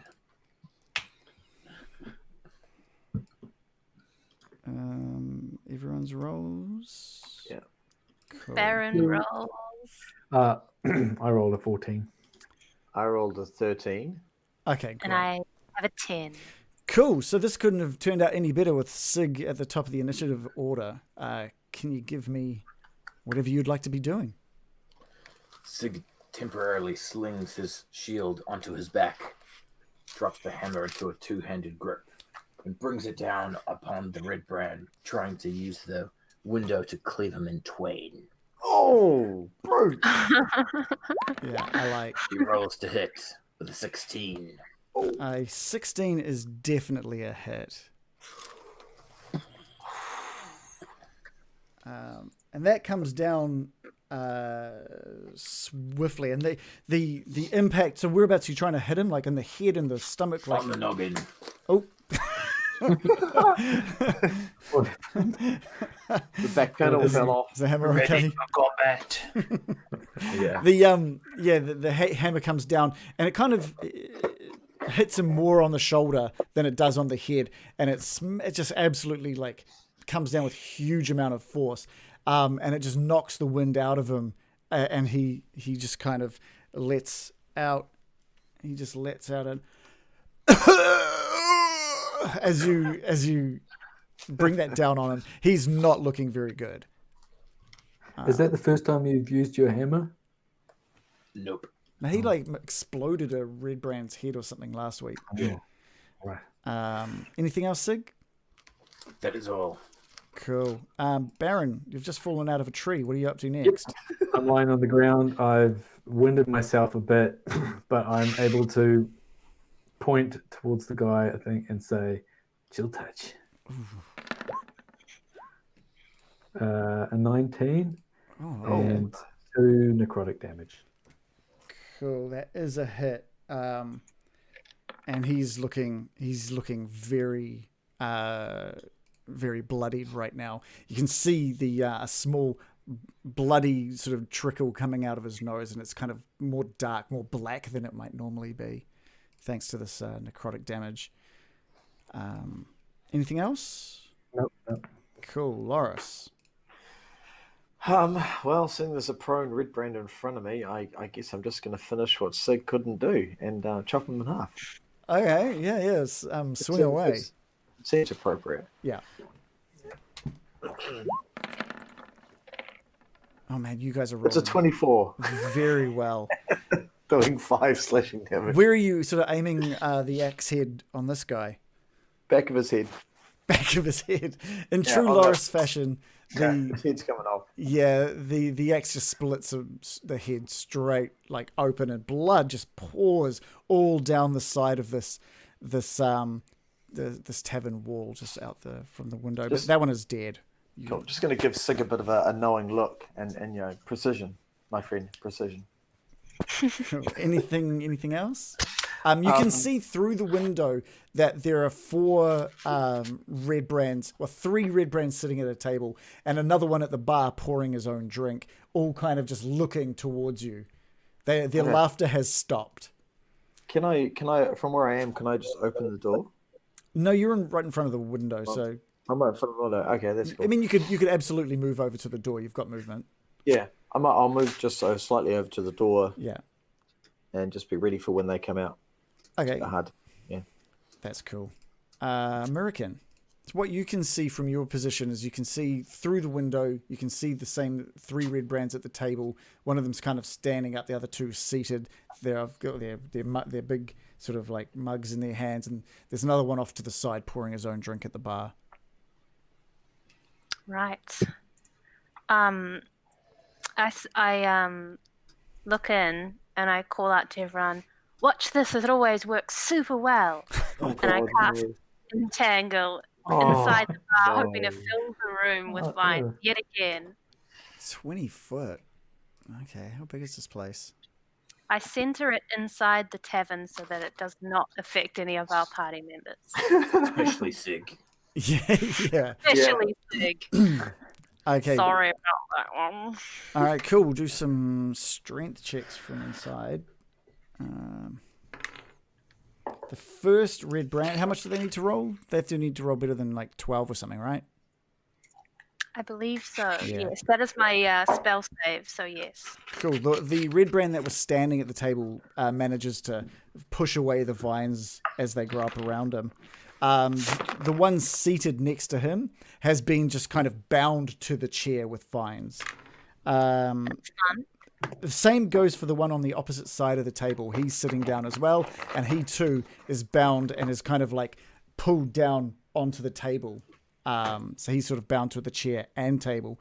The one pouring his own drink is now stuck to the bar with this his hands in place, and the beer is just now slowly overflowing the handle and onto the floor.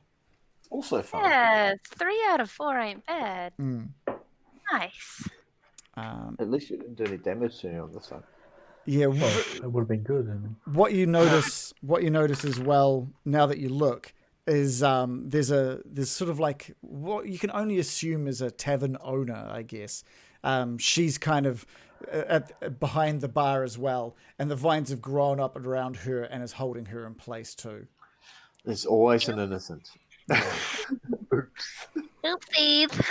Cool. It is the ruffian's turn. The one that was standing sort of sees all the vines and is completely confused and is incredibly intoxicated. And he goes, oh dear, oh boy. Oh, and he kind of just is looking around and he sees Loris standing in the doorway, and he looks down at his side, pulls his short sword out, and just kind of just charges Loris.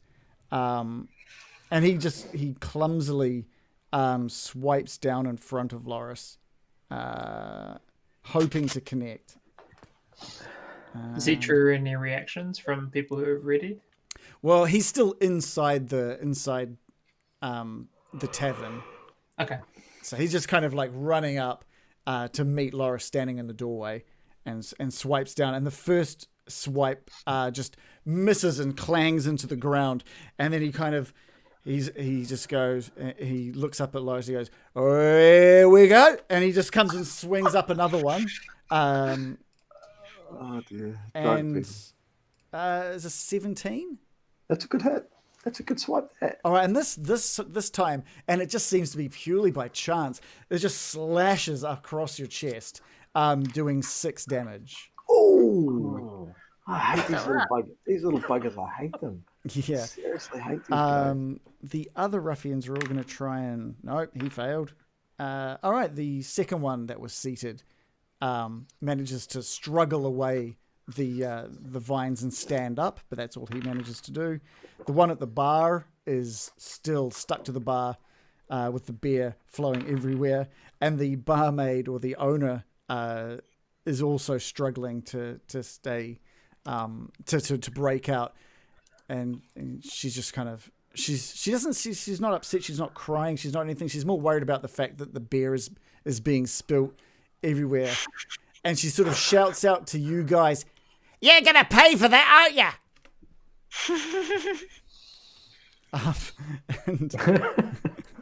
All right, Gil, it is your turn. I think seeing the one reach out and slash Loros, my instinct first of all is to try to end him, but first of all I yell out "Silda!" and I toss him. Actually, do something, you all. Oh yeah, where's him in the initiative? All right, well, he just rolled a very good initiative roll, so we'll get him into battle.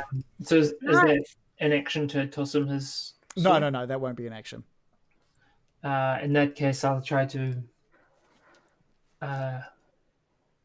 penetrate this red brand with my rapier. Okay. And I rolled a 24, which is a Oh. crit. Nice. Asgoetia Francis, are you there for this this crit? He did it just for you, I'm sure. So yeah, so your rapier like just jams it. Whereabouts are you aiming on this guy? I'm trying to slide it up underneath his ribs and up into every vital organ I can hit. You only managed to hit 2 of the vital organs. He takes it directly through one of the ribs, and it just sort of stops him and sobers him up for a little bit. And he's just like, "Oh, that's not good. That is not good." And he coughs up some blood. But he's basically. Are you withdrawing the rapier, or are you keeping it inside him? Yes. It's still No, in. Oh yeah. I bring it back. Oh, you bring it out. You pull it out, and blood just like sort of like an arc of blood flows and follows your rapier as you withdraw it. He's still standing, but he is not looking very good at all. I whip the rapier backwards so as to flick off any excess Clement. Nice. Silda, everyone's favorite Dilda. Yeah. Let's see how good he is. He's spoken of how highly. Show us what you got. I don't think he's ever bragged. Yeah, he's never even bragged. He just was. Nice. He just came in to try and help you guys out. He is Sildar's furious. Guys, these red brands have. They're not his friends as well, are they? No. Inside Sildar, he sees these red brands as an extension of the betrayal Iana has given him, and he pushes past Gil and Loris, thanks to having his sword back in his hand, and he runs at the red brand that's still seated, is bound with vines to the chair, and tries to decapitate him with a swing of the sword, Which shall be with advantage, of course. and as a crit. Oh, Dilda! Good old boy! Good old boy. Good old Good boy. old boy. Good old boy. So he goes running, and he pushes past Gil, he pushes past Loris, he pushes past the clearly injured red brand in the door, and he swings down with his sword just right into the neck of this red brand. And the only thing stopping it from going through is the vertebrae of the red brand. It does decent damage, doesn't kill him.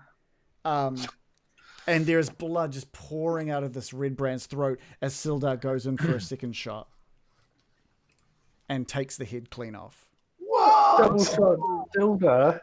Dude. And you can all see that he's just like furious. He is panting. He's kind of out of breath. Like, this is a big move for someone like him. And that's. I understand this rage. Sildar's turn is over. Sig, over to you. Nice.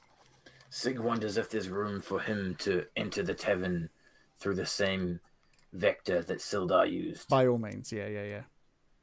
So upon seeing Sildar's charge, Sig swings his shield back to the front, takes a one-handed grip, runs in with his warhammer, and bats the other red brand seated at the table. Okay, cool. He did end up standing up. He's freed from the vines. So, yeah.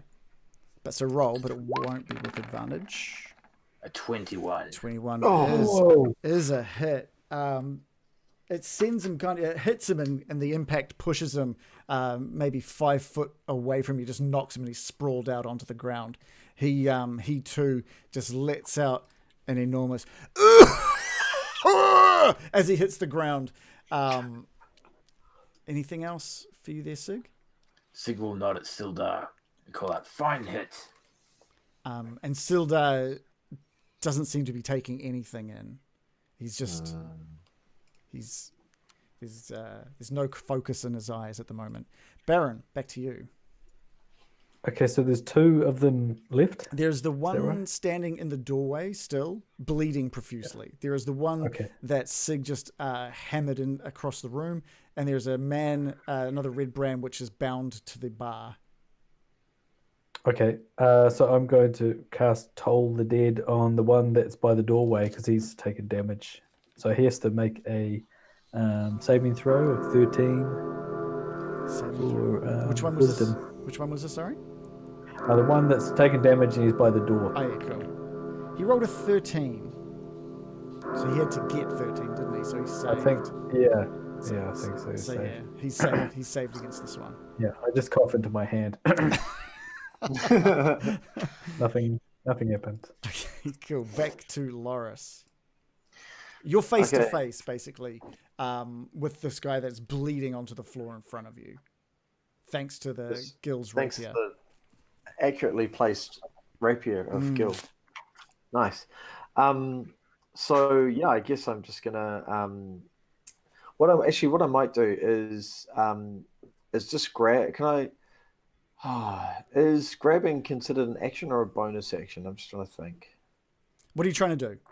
Well, I kind of want to just grab him, pull him out, and let maybe just drag him out of the building because I want him outside. Yeah, so that'll be an action. It's an action. Yeah. Okay, cool. So yeah, I'll do that. I'm just gonna grab him and kind of just toss him out of the doorway. Kind of just throw him as far as I can. Cool. Give us a strength check for that one. All right, cool. I'm playing like I do these really great strength rolls, but I seem to fail every time. But you know. Oh, come on! Oh. Yeah, you grab onto him, and you go to I was going to say pull him out of the room, but your hands slip on the wet clothing that's now drenched in his blood. So your hands just kind of like break free of his clothing. American.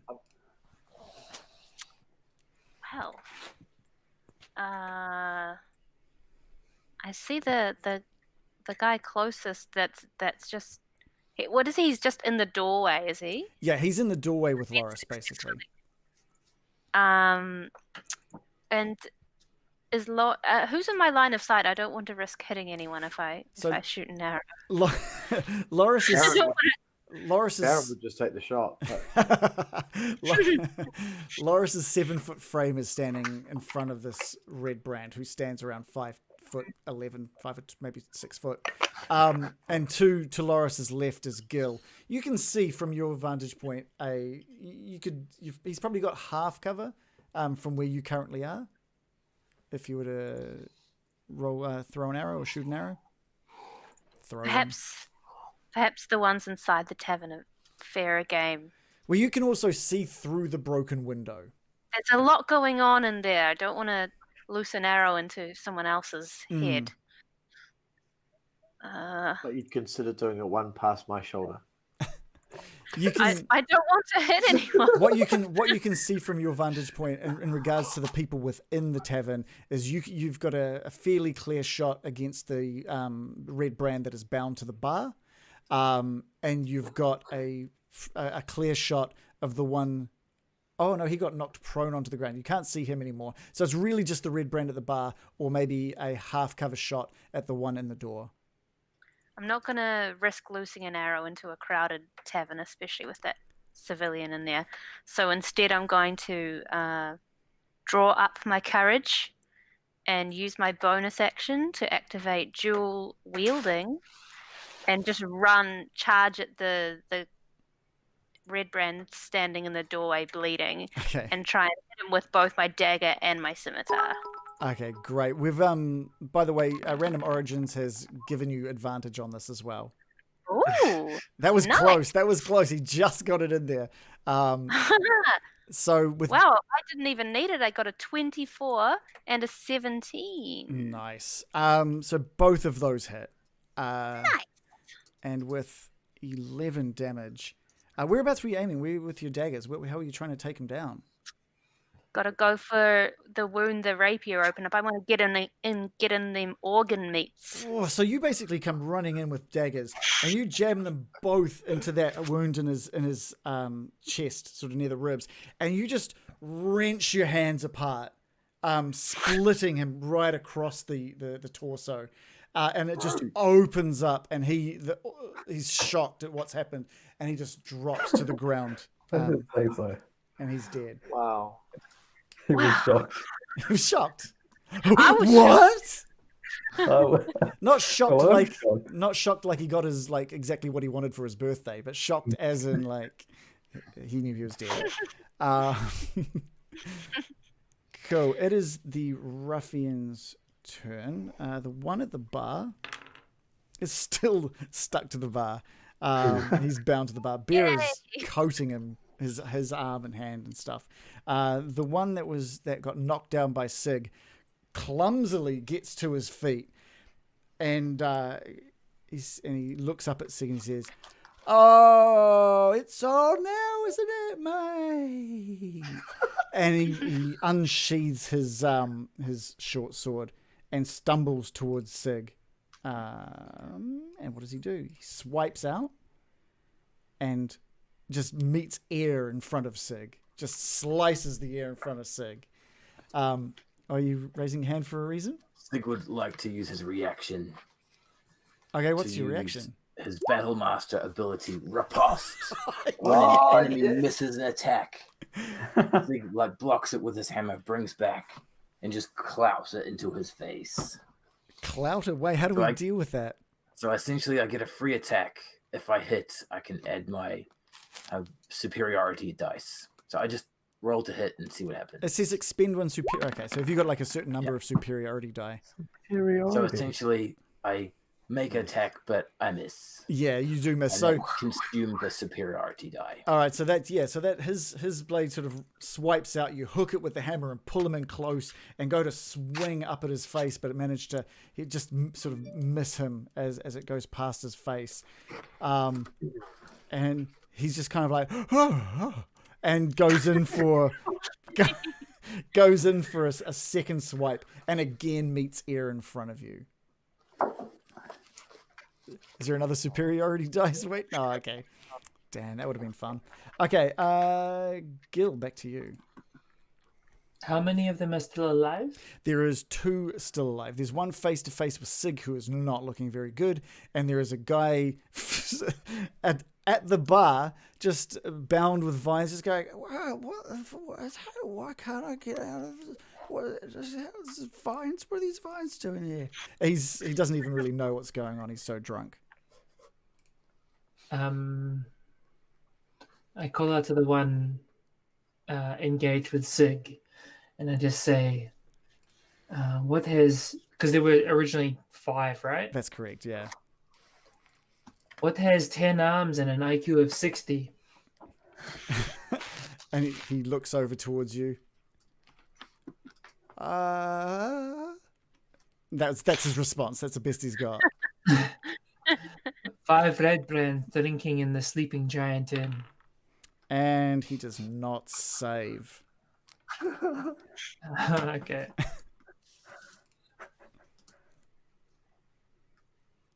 What's the... He takes 2 psychic damage. You can see that it's really gotten his head with that one. Oh, that's not very fair, is it? Is it, mate?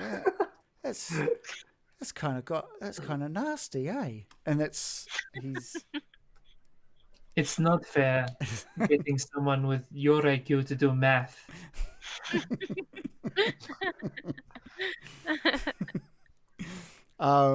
It's Sildar's turn, and he is, again, we've played this out a bit longer, but it has only been 6 seconds since he decapitated this red brand in the chair, and he's just kind of going to spend the next 6 seconds. He drops his sword to the ground, and he's just trying to compose himself. So that's all Sildar's going to do. Sig, back to you. So Sig has eyed up the red brand in front of him and just brings his grip up to the base of the hammer and punches him in the face with it. Nice, roll to hit.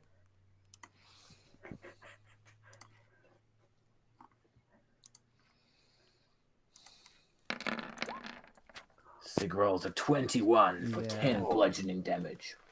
Yeah, that just it hits his face, and there's seemingly just no reaction.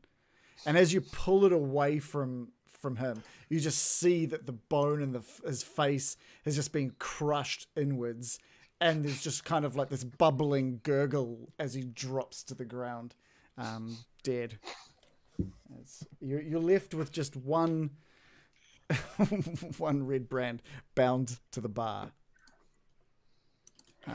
Baron. Has he been hit? He hasn't been. No one's even like looked his way. He doesn't even know what's going on. Yeah. Well, I'll give it a go. I'm going to try and do chill touch on him. I'm rolling a bit. That's a 1. Well, 6 total. No, don't go firing that shit. All right, give me a D100. D100. I don't think they make dice that big. It can't be that. 1D100 plus anything? No, just there we go. Oh, An 87. Thank goodness. That's not so bad. That's not too. That's bloody good. So you let launch with this chill touch, and you watch this red brand for any sort of reaction, and nothing happens. But then you just see like the barmaid or the owner of this place. She just kind of like flinches and sort of like tightens up a little bit, and she just lets out like an ah! She's taken some sort of damage, but we don't know. She's looking alright. It doesn't look like she had much fun with that. That's for sure. Untraceable damage. Yeah. Loris, back to you. So the red brand's leaning on the bar, yeah? Yeah, he's basically like face down. He's been pulled down onto this bar with his hand, like one hand on the tap and the other hand on his mug, and it's just pouring this ever-flowing beer. Okay, so I'm going to just charge on into the bar, axe raise, and I'm just going to aim to chop off the arm that's holding on to the tap, because the barmaid's complaining about this beer going everywhere, so I'm trying to do her a favour. Very So I'm conscientious. just going to try and hack off his arm. Okay, Help yeah. him. Roll to hit. Did you say considerate? No, I said helping. I'd never use the word consider. Reagan. Kind of He's probably attracted to her beautiful voice. 22. I wanted to impress her. Yeah, It was lovely. That's enough to like. What you do is you bring the axe down with 6 damage. It's enough to like really damage his forearm. And he lets go of the tap. The beer stops pouring, and you manage to just break like also just one of the vines that was holding that arm. Like it's not as bound as the rest of him, but it's also quite mangled. Excellent. Yeah. American. Can't believe it's my turn already. We don't normally. I feel like combat's normally slower than this. I'm gonna run into the bar and see what's going on, survey the situation. So you've run in and you've just seen like there's like a dead body in the doorway that's now like that you tore open basically. Sildar is standing next to a red brand's head and a dropped sword. Sig is face to face with a red brand that now has no face, so face to no face as this thing is on the ground, and Loris is just standing above this red brand at the bar. She sees Sildar in his state, and she just says, "Sildar, you okay there, buddy? You alright?" Is that how you want to spend your turn, like trying to console him, or? Can that be a bonus action? You can, yeah. And then I'll ready an action against the red brand should he break free. Okay, cool. Sildar. What's that? Sorry. Carry on. Just saying, Sildar doesn't really respond to. He's still breathing quite heavily. It is the ruffian's turn at the bar, and he, having loosened one of those vines, he kind of manages to just like, and with that pain coming from his hand, he's just like, oh my god, and he kind of like pushes himself up off the bar, and sort of looks around and just sees this giant standing in front of him, and he just spends his turn like taking it all and just goes, "All right, mate," and that's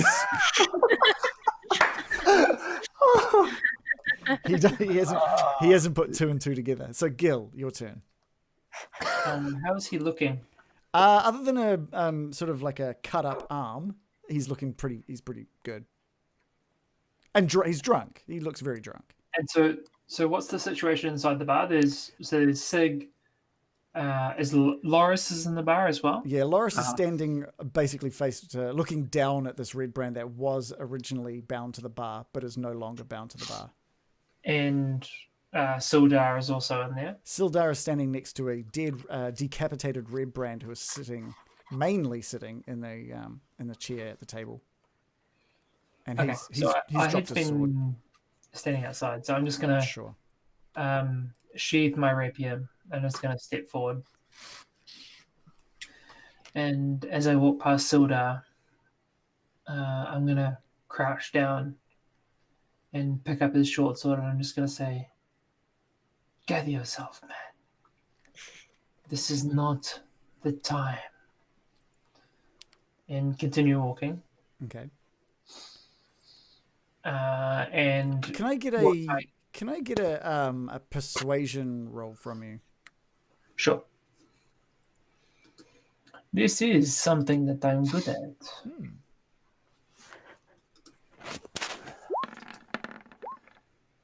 21. You're very good at it. Okay, cool. We'll see what happens with that. So I've picked up his weapon, his short sword. Did you want that to be an action or a bonus action, or? We'll let that be a bonus action. Okay. And as I kind of approach the red brand, I'd like to raise the short sword in my hand, and just as his gaze becomes fixed on that, I'm just going to pull a dagger from my belt and just slash across with that. All right, roll to hit. We'll give you advantage on this one. You've confused him. He's looking up at the short sword. I rolled a 21. Nice. And that dagger whereabouts are you aiming that dagger? Across his face? Across his throat. Across his throat. It misses his throat. It cuts it kind of across his chin. You've gone a little too high, and it's just left this open sort of slash below his face. And it kind of snaps him out of it. He was looking up at Loris, and he saw this short sword, and now he's slashed across the face. And he's just like, "Oh, no, it's you guys. Oh, I put it together. I finally did it. I put it together." And now it's Sildar's turn. Is that all for you, Gil? Yeah, I'm just gonna leave the short sword loose enough so that Sildar could grab it if he wanted to. Yeah. Or the red brand if he had the gumption. Sure. So Sildar takes in what you said to him. He kind of as he sees, he watches you as you walk off towards the red brand, holding the short sword kind of over your shoulder and then swiping across. You feel the short sword being removed from your hand, and Sildar walks past the right hand side of you, and basically in one smooth movement just brings that short sword down across the red brand's throat. And we'll see how that goes next week. First, I just want to go thank you to Sharpie Edges for subscribing yet again. That means so much. Random Origins, the cheering and the goblin spawning is fantastic. That definitely helps us. If anyone else wants to sort of help us out as well, give us a follow. We're so close to 200 followers. We're so close. Hit the follow button. I don't care if you don't give us money. That's not about that. I want that 200 number. But seriously, if you like us, follow us. If you like us a lot, come join us in Discord and chat to us about what we get up to every week and anything else that isn't D&D as well. We've got a Twitter, we've got a Facebook group, we've got a YouTube account that all of our VODs go up on if you want to catch up on what we've been doing. And if you want to get cool things like goblins and roll for cheese emotes, you can give us a subscribe and you'll get access to those as well, both here and in the Discord. Yeah, so we just kind of like have a bit of a chat about what we thought of the session. Carlzone wants to know what happens when we hit 200. We haven't discussed that yet. We haven't discussed that yet. What does happen? So I definitely don't know what happens if we hit it tonight. We haven't. Oh look, you got one. Oh, thank you, Roach Rage. Thank you so much. And we got a subscription and a follow from you. That is fantastic. Thank you so much. The other thing that Francis was asking me was about whether or not we are going to put the shirts back up because he went to grab one and it wasn't there, or he at least went to go look at it. So, so I was thinking if there's some interest, we can chuck those shirts back up. Hopefully, ours should show up this week. I was hoping to have them by now. Francis, thank you so much for sticking with us tonight. Since it's like 6 a.m. where you are, that's ridiculous. Go get some sleep. And thank you for. It's nice seeing you again, man. Nice seeing you. Oh my god! Please go to sleep. Please go to sleep. Yeah. So, what do you guys think of that "Blame the Robots" song? That is just crazy. Yeah, that's insane. Really good. And he did it so fast as well. Like fast. So I just picked up the guitar and Yeah. that's all he did. It was like, he must just be blasting out songs. Yeah, I know he does a lot of singing. So he's done some stage shows and musicals and stuff as well. So he's talented. He's an incredibly talented guy. Dave, That's what Loris turns into when we get to 200. There we go. We just Wow. Holy guacamole. Going full. I quite like that one. That's kind of cool. Yeah. How was you guys? You guys did a lot tonight. Actually, you guys did heaps. Yeah. Tonight was busy. Yeah. I was trying my best just to speed things along a little faster, and it seemed to work. So we'll try and keep that momentum going forward. I think. The combat. Yeah, I was hoping to see this big map. Oh, I can show you. I might as well bring that up. Let's move you guys onto the Sword Coast map. You might need to scroll down a bit. Totem animal, Loris. So a lot of it's blacked out, but if you scroll down, you'll see where Phandelver is, which is where you guys currently are. And off to the northeast, you'll see the location. So that's where Darren Aldernath marked on your map. Oh, cool. I called him Duran. I called him Duran. How rude. Duran sounds fancier than Darren. I'm I surprised. feel like a pretentious alphabet. It's not Darren. Yeah. It's Duran. Yeah. Oh, Darren. Darren. I'm surprised he didn't correct you. Oh, Deza, mate. What was that line, Yeah. Dave? I was just saying, I'm surprised he didn't correct the pronunciation. He seems like a corrector. Yeah, well, I He mean, does. you at least managed to have him on your side by the end of this conversation this time. I liked Gil's call out to Darren Meister from Street Fighter EX1. A very relevant. I don't think I anybody else would have been across that. Yeah, I missed that one completely. Yeah, For the fact that I went. Call-out. Yeah, for the fact that I ended up going. No, it's Aldernath. His surname's Aldernath. So that's how you know I didn't. That's how you know I didn't get it. No, it was a really stupid call out actually. You have to do it though. Any time you can talk about Street Fighter EX. Okay. So what I reckon we'll do is we'll wrap it up there. But we're gonna go out on that song by Blame the Robot again. For anyone who may have missed it before, this was a cover of one of Gil's songs from episode 6. So thank you so much. The covers are never as good as the original. Yeah. So yeah, thanks so much for watching. This is Blame the Robots cover of Gil's cover of Wagon Wheel. Good night, everybody. Bye. Right. This song goes out to all my fellow bards.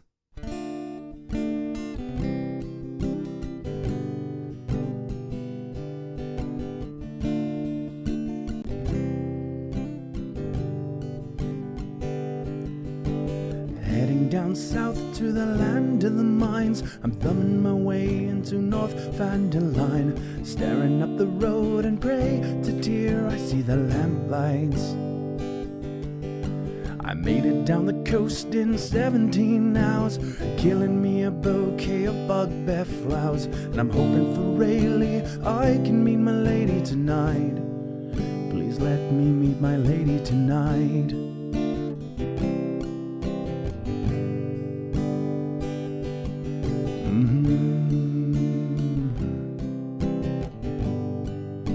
Ooh, rock me, mama, like a stone giant. Rock me, mama, like a girl alive. Hey, mama, rock me like a gust on a rainy day. Hey, rock me, my lady.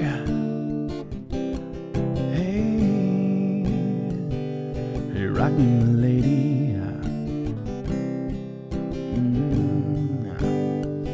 Cause I'm level 3. It means I learn more chords.